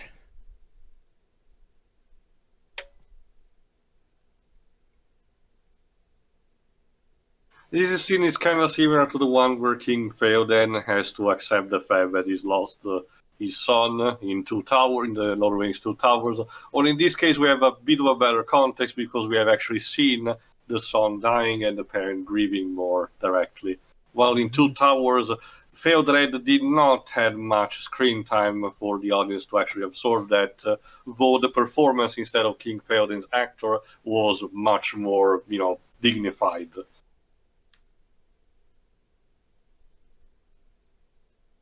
Also, by the way, those chiseled bodies everyone has. Yes. Mm-hmm. Everybody who had to show them off went through a lot of really Intensive tough training. Remember, to Zack Snyder did this kind of the same for the girls of Sucker Punch, so it's not surprising. And also, speaking of Zack Snyder, to get some solidarity with the actors, and also to quote "feel like a Spartan" himself, Zack Snyder went through that same training. Huh. Oh, interesting to know. Although Neat. Gerard Butler ended up getting a painkiller addiction due to. Damn. But yeah, instead, Faramir is gonna be the one who's being sent back to Sparta. And it will actually sculpt that line that I quoted at the beginning. I mean, fair enough. I mean, he's blind in one eye, so. And again, it's the only sense I notice is kind of the weakest link of a bunch. Oh, have you guys seen the films Alexander or Troy? I sadly have seen both of them. I mean, I have they have not. problems with both of them. Alexander well- is super long. He really goes on forever, so I have no idea how you guys can handle it. And Troy is just an idea, good idea, but just there on paper. But for the actual execution, no. Well, apparently, to keep the film's budget down, they just reused those films' weapons props. Huh. Huh. Neat. Not to mention in Alexander, yeah, there's like a shot with boobs, but we have to look at male ass for so long that it's just not worth Okay. it. Okay. Are those two movies like some infamous movies that I should Not know really. about? They were when the time came, Jova. But Troy is an adaptation of the Iliad, one of the epic poems of Homer. Uh-huh. The problem is that, to make a long story short, because it's not the time to talk elaborately there, the Iliad talks about the war from the perspective of the gods, them intervening in the war with wacky shenanigans, with the heroes involved. Troy wants to take the realistic approach and seeing what the war would have been without the gods, which is boring. Yeah, that kind of doesn't. That concept work. alone should have an executive audible saying, "Why the fuck are you doing it?" Like, never mind the fact. Hold on. Time for the payoff at the council for the subplot. And yes, folks, it turns out that this was the scene that Lego Movie was paying homage to in that scene in the Colosseum. Yeah, but our Warner Bros. Property, so yeah. Hey, what the fuck she's talking about, man?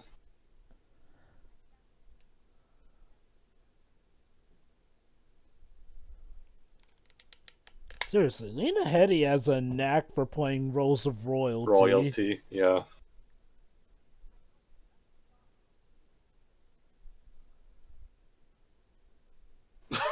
That face.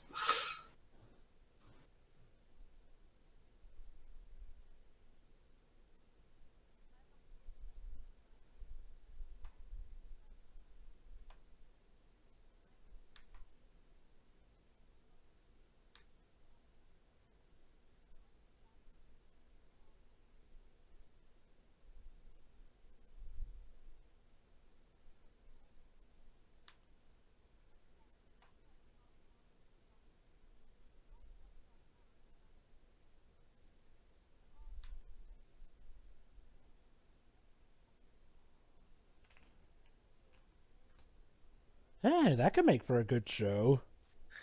Depends.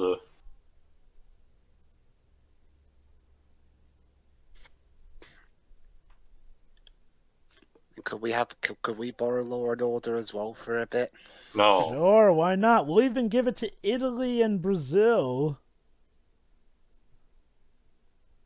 I don't think there was a division of that show in my country, Jova. I feel like there was an Italian Law No, and we Order. just imported the American, the other shows and just voice acted over them. All right, here we go.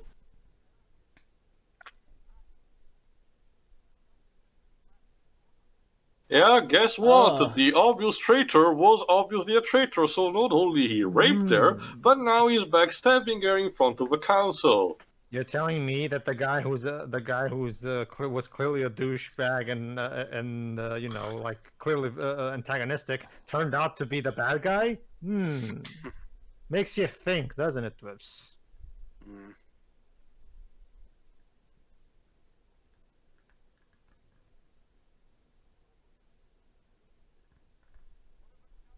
And not only that, he's using the fact that he raped her against her in the council. That's the thing, Tio. Unfortunately, it wasn't rape because she agreed to it, which, in that case, unfortunately makes it adultery. It's a good thing this movie didn't come out today.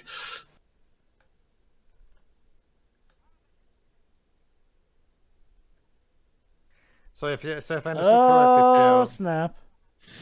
So if I understood correctly, Teo, this rape/adultery subplot was entirely thought up by Zack.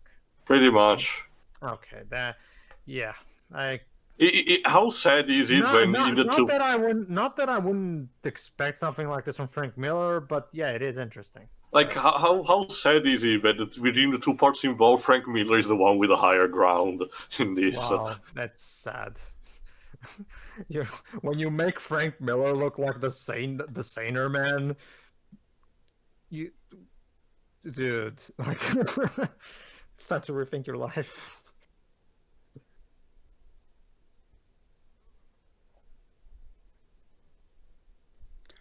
Hold on, wait for it.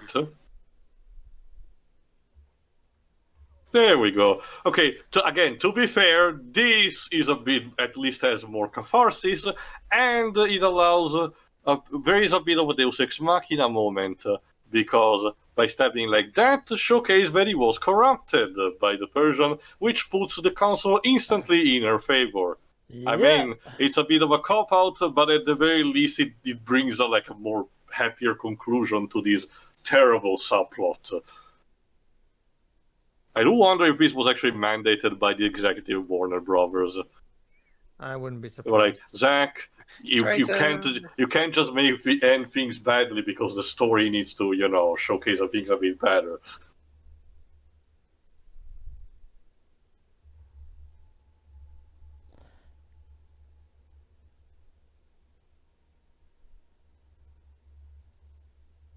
Well, I will do it, but does that mean I can make my own Ultimate Edition in the Blu-ray where it actually does end badly? No, Zack, no. Okay. I'm going to be fair to Zack.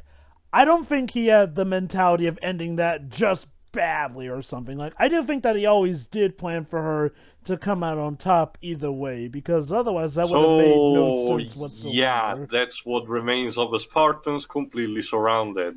Implying, Jova, that Zack Snyder is above making anything nonsensical. Well, yeah, obviously, but I mean, it's not like he intentionally goes for the nonsensical here and there. That said, though, I mean, all things considered, to her credit, she did. Oh, no, time to talk about this. Yeah, again, in this scene is a bit weird now on because it just showcases, Ephialtes just pleading. Almost thinking that he's just a coward. However, that scene before that I mentioned that showcasing him regretting it, recontextualized this by saying that he genuinely wants Leonidas to still live, despite everything he had. He feels repentance from what he has done.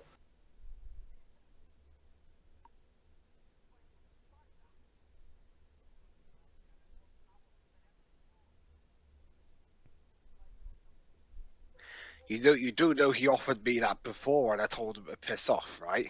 Yes, but now you've suffered incredible, terrible loss. I mean, in hindsight, this speech is a bit ironic because, again, Sparta's own culture, tradition, and hubris is what ultimately led to its downfall by the fact that, it was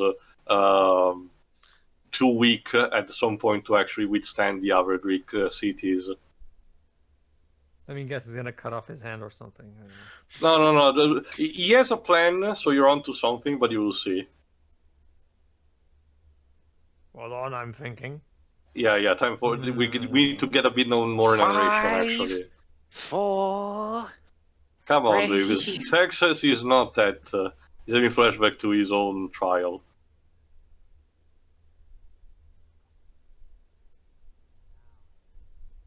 Wait, more than 30 years? How old is Leonidas exactly?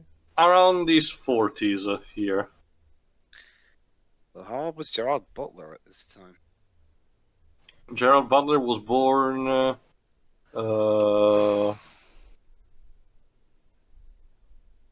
He was like Ew. 37 at this point. Well, Yeah, he thank was you- born in thank- '69. Well, thank you, Zach, because that shot of The sweat sweat. running across his neck was incredibly important to really sell this scene. Hey, that guy's head's poking through. Throw a spear at it.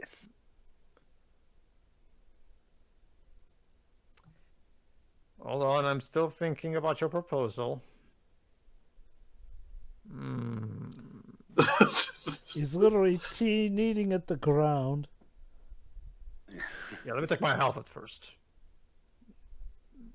I love how the general turns to Cersei. He's like, "Oh, he's actually doing the poor fucker." It's like, wow, I never thought this would happen, and now I don't know what to do. It actually worked. Actually, the king seems like.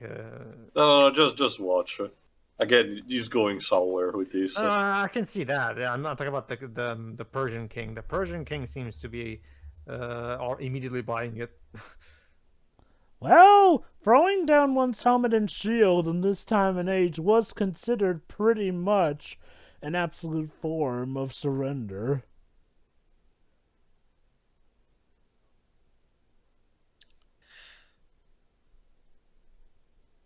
I said throw down your spear, not chatter.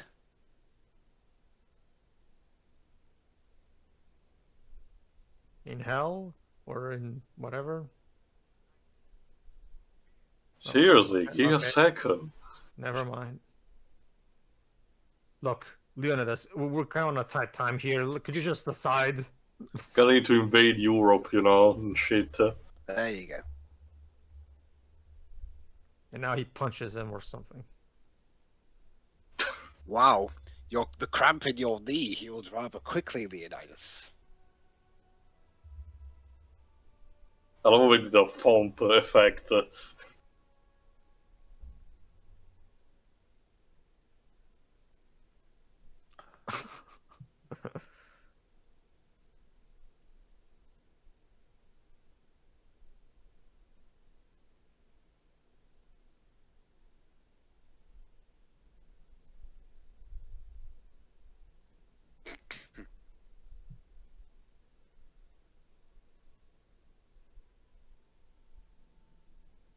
Also, yeah, the Gladiator has been done around this time for a couple of years now, I think.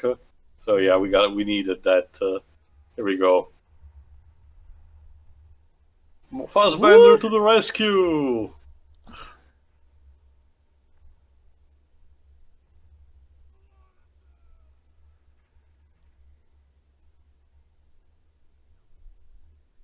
Yeah, it was all part of the plan. Yeah, you probably should have just, kept your helmet because you're gonna be. No, actually, it was No, important because he no. needed to adjust his aim. Yeah. More for a demonstration. Remember, he wanted to show that Whee! Xerxes can bleed. Oh, snap. It will not kill him, but it shows that a god can bleed. Oh, my face! So much for better aim, he missed. No, Pedro. He wasn't aiming to kill, but to show he can bleed. Again, the demonstration.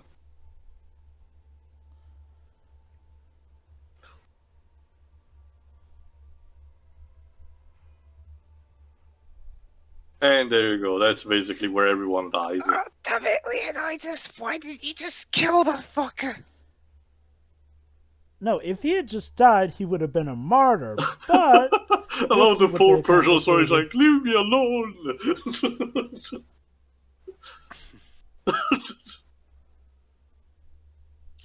Damn it, guys! Why didn't you come earlier? Now I'm dead.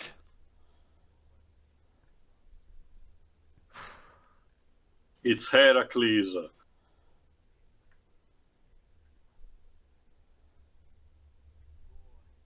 And there you go, iconic image that was also used for memes. No, Michael, no! Don't worry, you'll come back to life as a magnetic person. As a Holocaust survivor.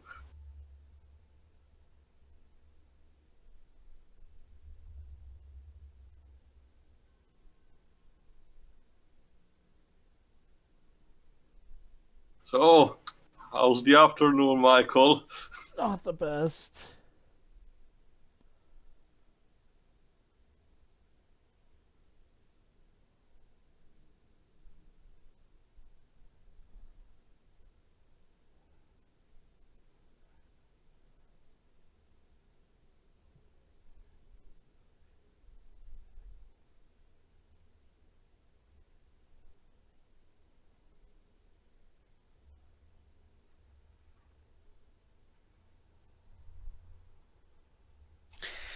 Guys, should we fire now, or are we just gonna let him? I mean, speak? at this point, he's just overkill, so...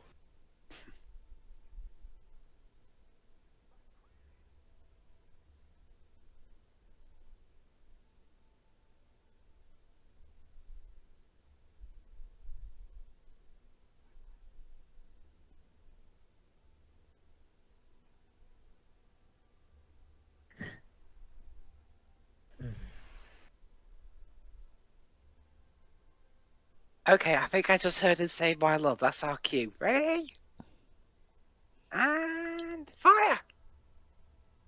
Pretty much. That's overkill, Theo. This is...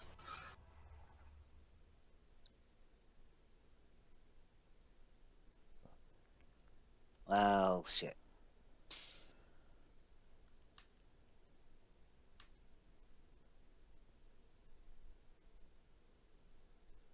One made it back, though. Mm-hmm. Yeah. Again, one that needed to bring the message. 300 of us left. 299 did not make it back. Although I guess we still have to call it 300 because 299 isn't that catchy of a title. Also remember, the 300 were the other soldiers, so counting Leonidas himself were 301.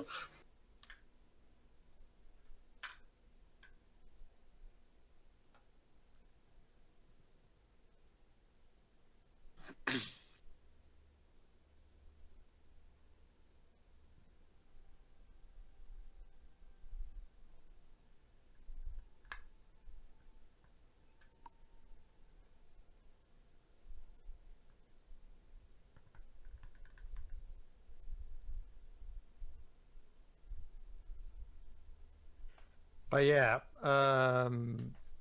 that's the thing too. When it comes to the whole subplot involving the wife, well, this is the guy who wanted Batman to get raped in a jail cell. So What? Wait, I actually didn't know that one. oh, you guys haven't heard? I No. need after we're done with the movie, I'll need some context. Okay, don't worry. I'll get the article.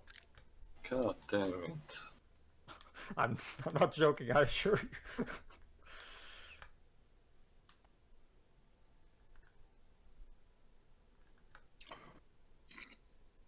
I remember what we said before. The child, the son of Leonidas, will actually have to go through his own set of trials in a couple of weeks, I think, or like the next month. So that will be fun trauma for him. So wait, does this mean I get to be king? Sorry, Theo, but human knowledge of psychology was zero at the time. So To be fair, Greece was also the birthplace of stuff like philosophy. So, in a primitive sense, potentially, but once again, still primitive nonetheless.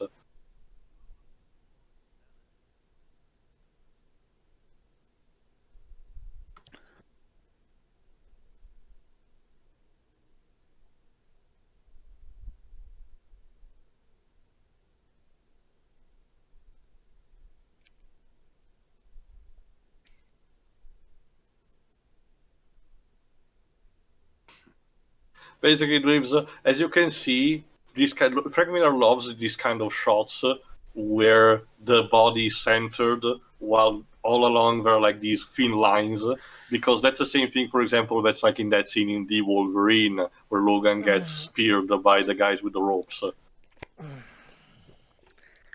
It's just I always associate Frank Miller with DC, not Marvel. Mm-hmm. Oh, he did plenty of He's stuff the for guy Marvel, that too. he actually is the guy that introduced and revitalized stuff like Daredevil and Wolverine. So,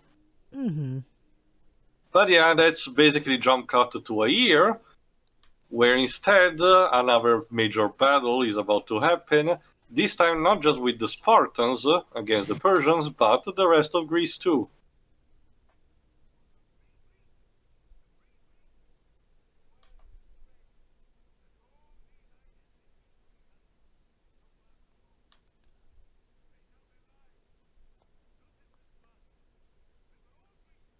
Yeah, I can definitely tell why the Greeks like this movie.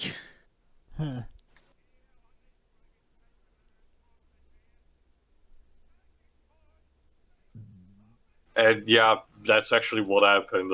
It was actually one of the biggest battles, and the Persians lost. I don't think it was the complete catalyst of all wars, because there were like three major, wars between Persia and Greece.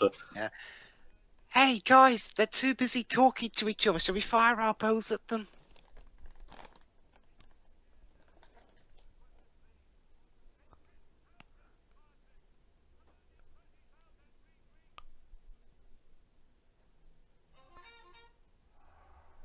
And so we have, believe it or not, more than 300,000 now.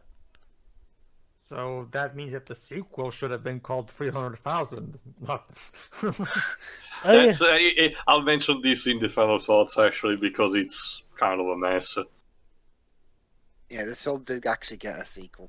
Yep, in 2014. I'll again mention later. A bit Over a decade later. Well, yeah, okay. a bit late. That's because the comic itself got a sequel. Again, thanks to the popularity of this movie, Frank Miller decided to study as a proper franchise. That's That the and Zack Snyder. And that's it.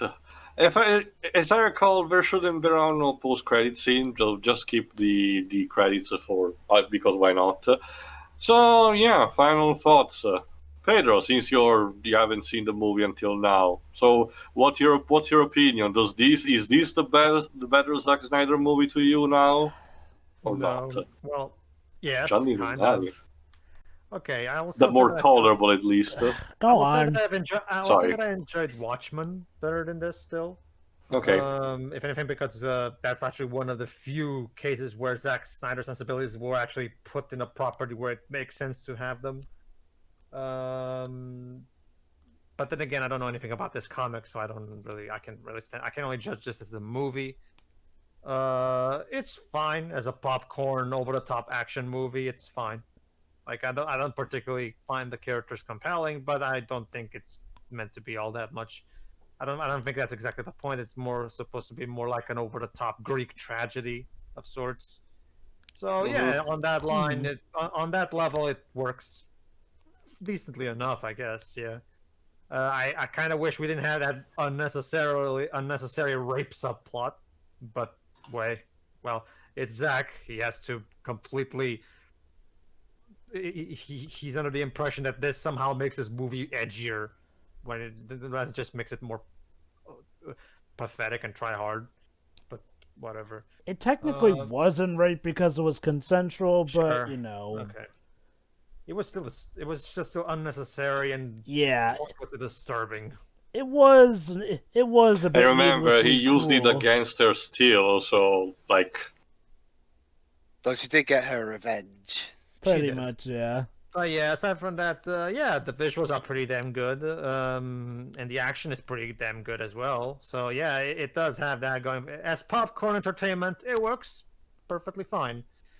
Certainly better And- than Legends of the Guardians did, at least. Yeah, no, I agree. No, this movie is definitely way more entertaining because Legend of the Guardians is just gets to a point where it just becomes boring because the movie's not doing anything with its world. Nothing interesting, at least. This movie definitely knows what it wants to be, whereas Legend of the Guardians was pretty confused. Yeah, no, it's fine. Yeah, it's a perfectly enjoyable popcorn action movie. Sure, on that level it works fine. I guess and that's all it seems like it wants to be anyway. So I guess that's fine. Next. I'll Sure. go next then. Yeah, I mean, this movie. Okay, I've heard a lot about this movie. I had a relatively good time, all things considered. It's by no means some crowning epic in the script, mind you, but I'd say it's a pretty well put movie. I will say this. While I get what Zack was trying to do with the whole subplot with the wife thing, her suffering, but then she rises up above it, I am glad that they did end with her rising up above it. I will admit, though, it does feel a bit needlessly cruel at times here and there.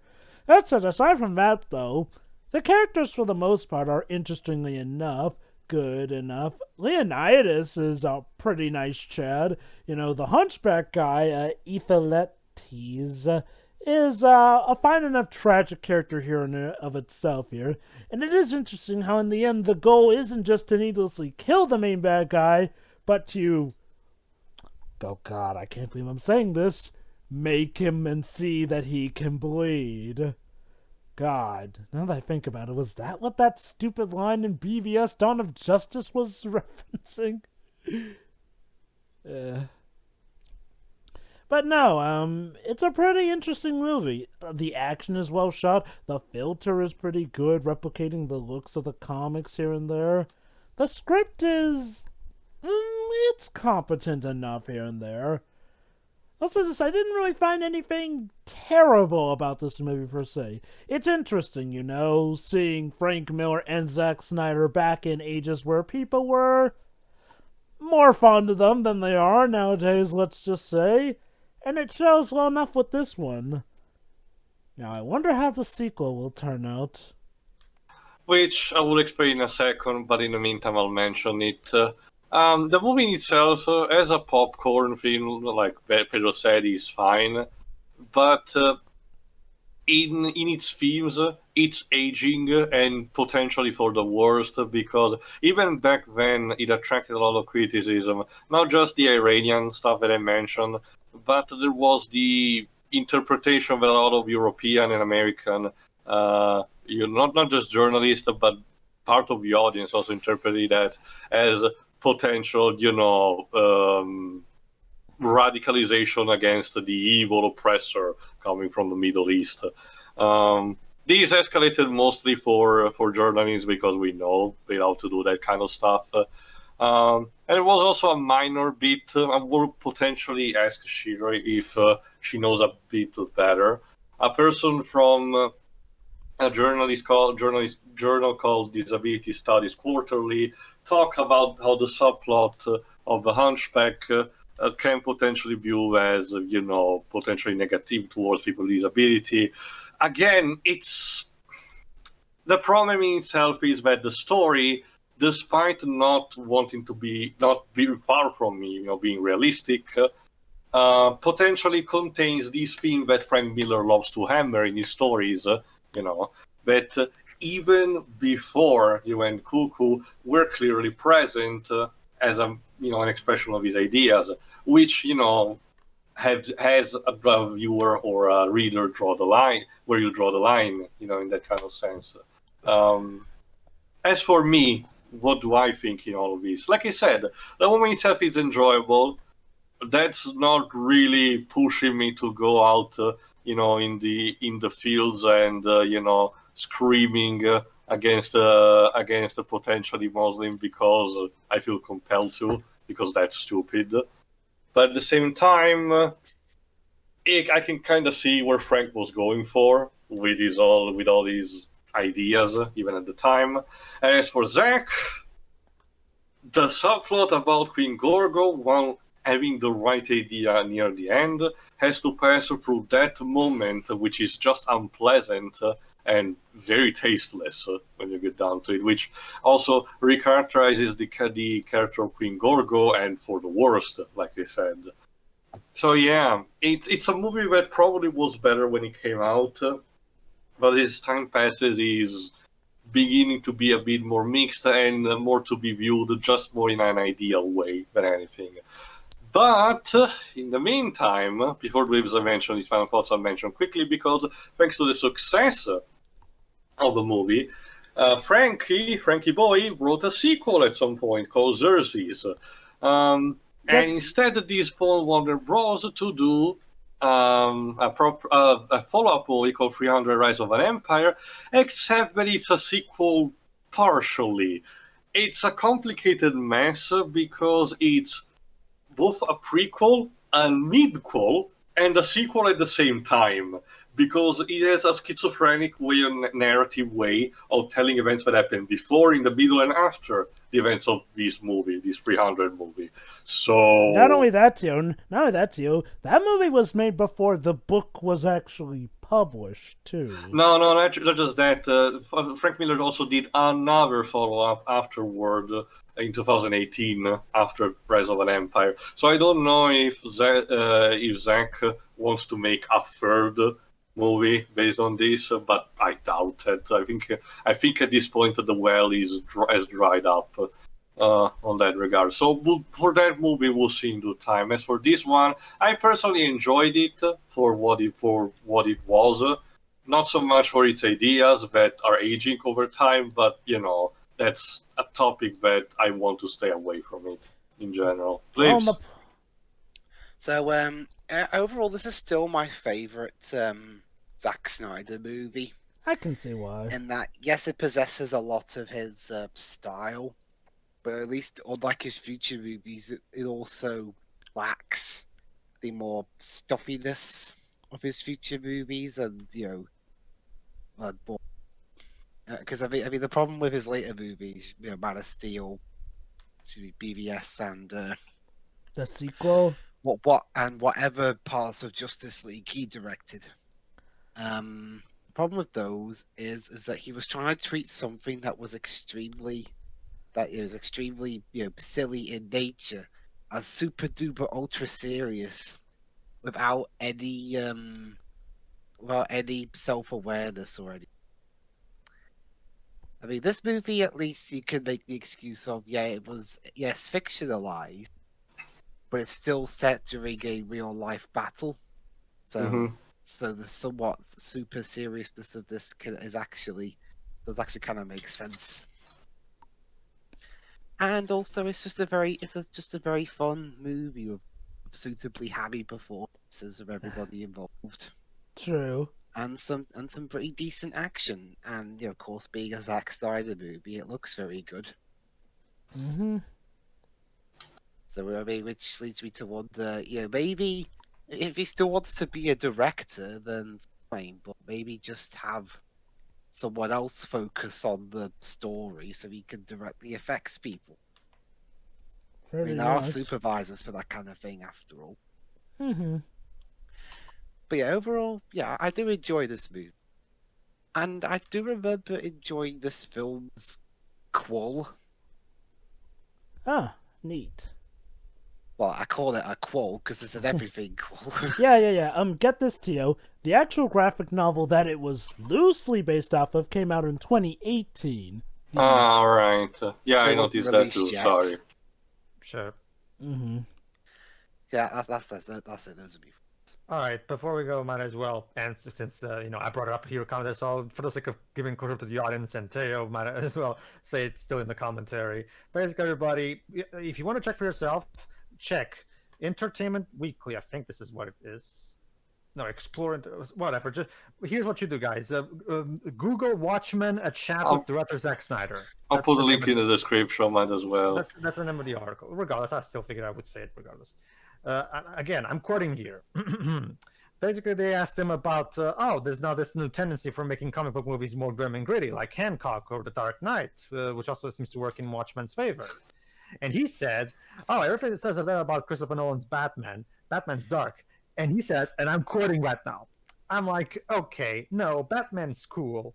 He gets to go to a Tibetan monastery and be trained by ninjas, okay. I want to do that. But he doesn't, get raped in prison. That could happen in my movie. If you want to talk about dark, that's how that would go. Oh boy. That's so not getting what making a story dark means. And you see, Joe, this is why I don't trust this guy. Trust me, by all means. Present day Zack Snyder is not as maybe he is as inspired, but he doesn't feel as creatively inspired as he used to be. Okay, as for the Superman thing, here you go. He said, about the violence. You have a scene in your movie where Dr. Manhattan incinerates a bad guy, and your camera dotes to the bloody blah. That's pretty intense for a superhero movie. And he says, that's Superman gone bad. If Superman grabbed your arm and pulled really hard, he'd pull your arm out of your socket. That's the thing you don't see in a Superman movie. But in Watchmen, that's what you get. It's like, I'm a Superman, and I really want to help mankind, but I just tore this guy in half by accident. People call me a superhero. So yeah, I mean, I'm not saying, he's not saying that that's how he would see Superman, but he prefers those kind of Elseworld stories. Hey, Drover. What? Zack Snyder's Injustice adaptation. I'm tempted. Slightly tempted. Please, just no. Injustice, I mean, the more year passes, the more the story of Injustice starts to becoming sour. I'm sorry. Right? But don't you... Can you make it any worse? Think about it, Tio. Potentially. Two forces of chaos clashing together. Allow me to say this. I know that this is kind of a pointless appeal, because that's going to be falling on deaf ears at this point, but I still want to make it just for my own peace of mind. Listen, Snyder fans. This is the guy you've been, championing and defend and white knighting for. The guy who wants to have Batman get raped. I'm not quite sure if we should take that to mean that he wants Batman to get raped. He's saying that, that's something that could happen. That's how dark it would be. No. He literally says, Joe, right here. He says, he gets to go, okay, I want to do that, but he doesn't. He, get raped in prison. That could happen. If you want to talk about that. Okay, fine. He doesn't actually say, I want to have that, but he might as well. Conditional. He might as well. Seriously, he's literally saying, this Batman movie is dark, but he doesn't get raped in prison. I mean, that could happen in my movie. Seriously. The moral here is Zack Snyder should stop giving interviews, because, God, does he... That is something I could agree. More celebrities should just stop doing interviews and using social media. Okay. To be fair to you, I don't think celebrities as a whole should stop giving interviews, because it's better for people to be informed. What I say, though, is when it comes to Zack Snyder, though, man, the guy has such a bad track record with his interviews. Remember when Batman v Superman got panned because of the whole Batman killing thing, and he tried to use but a lot of people got killed in Force Awakens during that that scene, and nobody complained. Yeah, Zach, that's because it was the bad guys that did that. Anyway, as for us, so we'll see you eventually for Rise of an Empire, and in the meantime we'll see if the video game is worthy or not, but judging from the developer's resume, I'm not really, have much confidence. As for our SCWRM Zack Snyder retrospective, I guess Watchmen can be the next one. Pedro. There's also Rise of the Empire, which is also... To be fair, Joe, Zack was only involved partially. He was only partially involved with that, but Pedro is right. He was still a producer and writer. Well, whatever. We'll see what happens next in the meantime. See ya. See ya.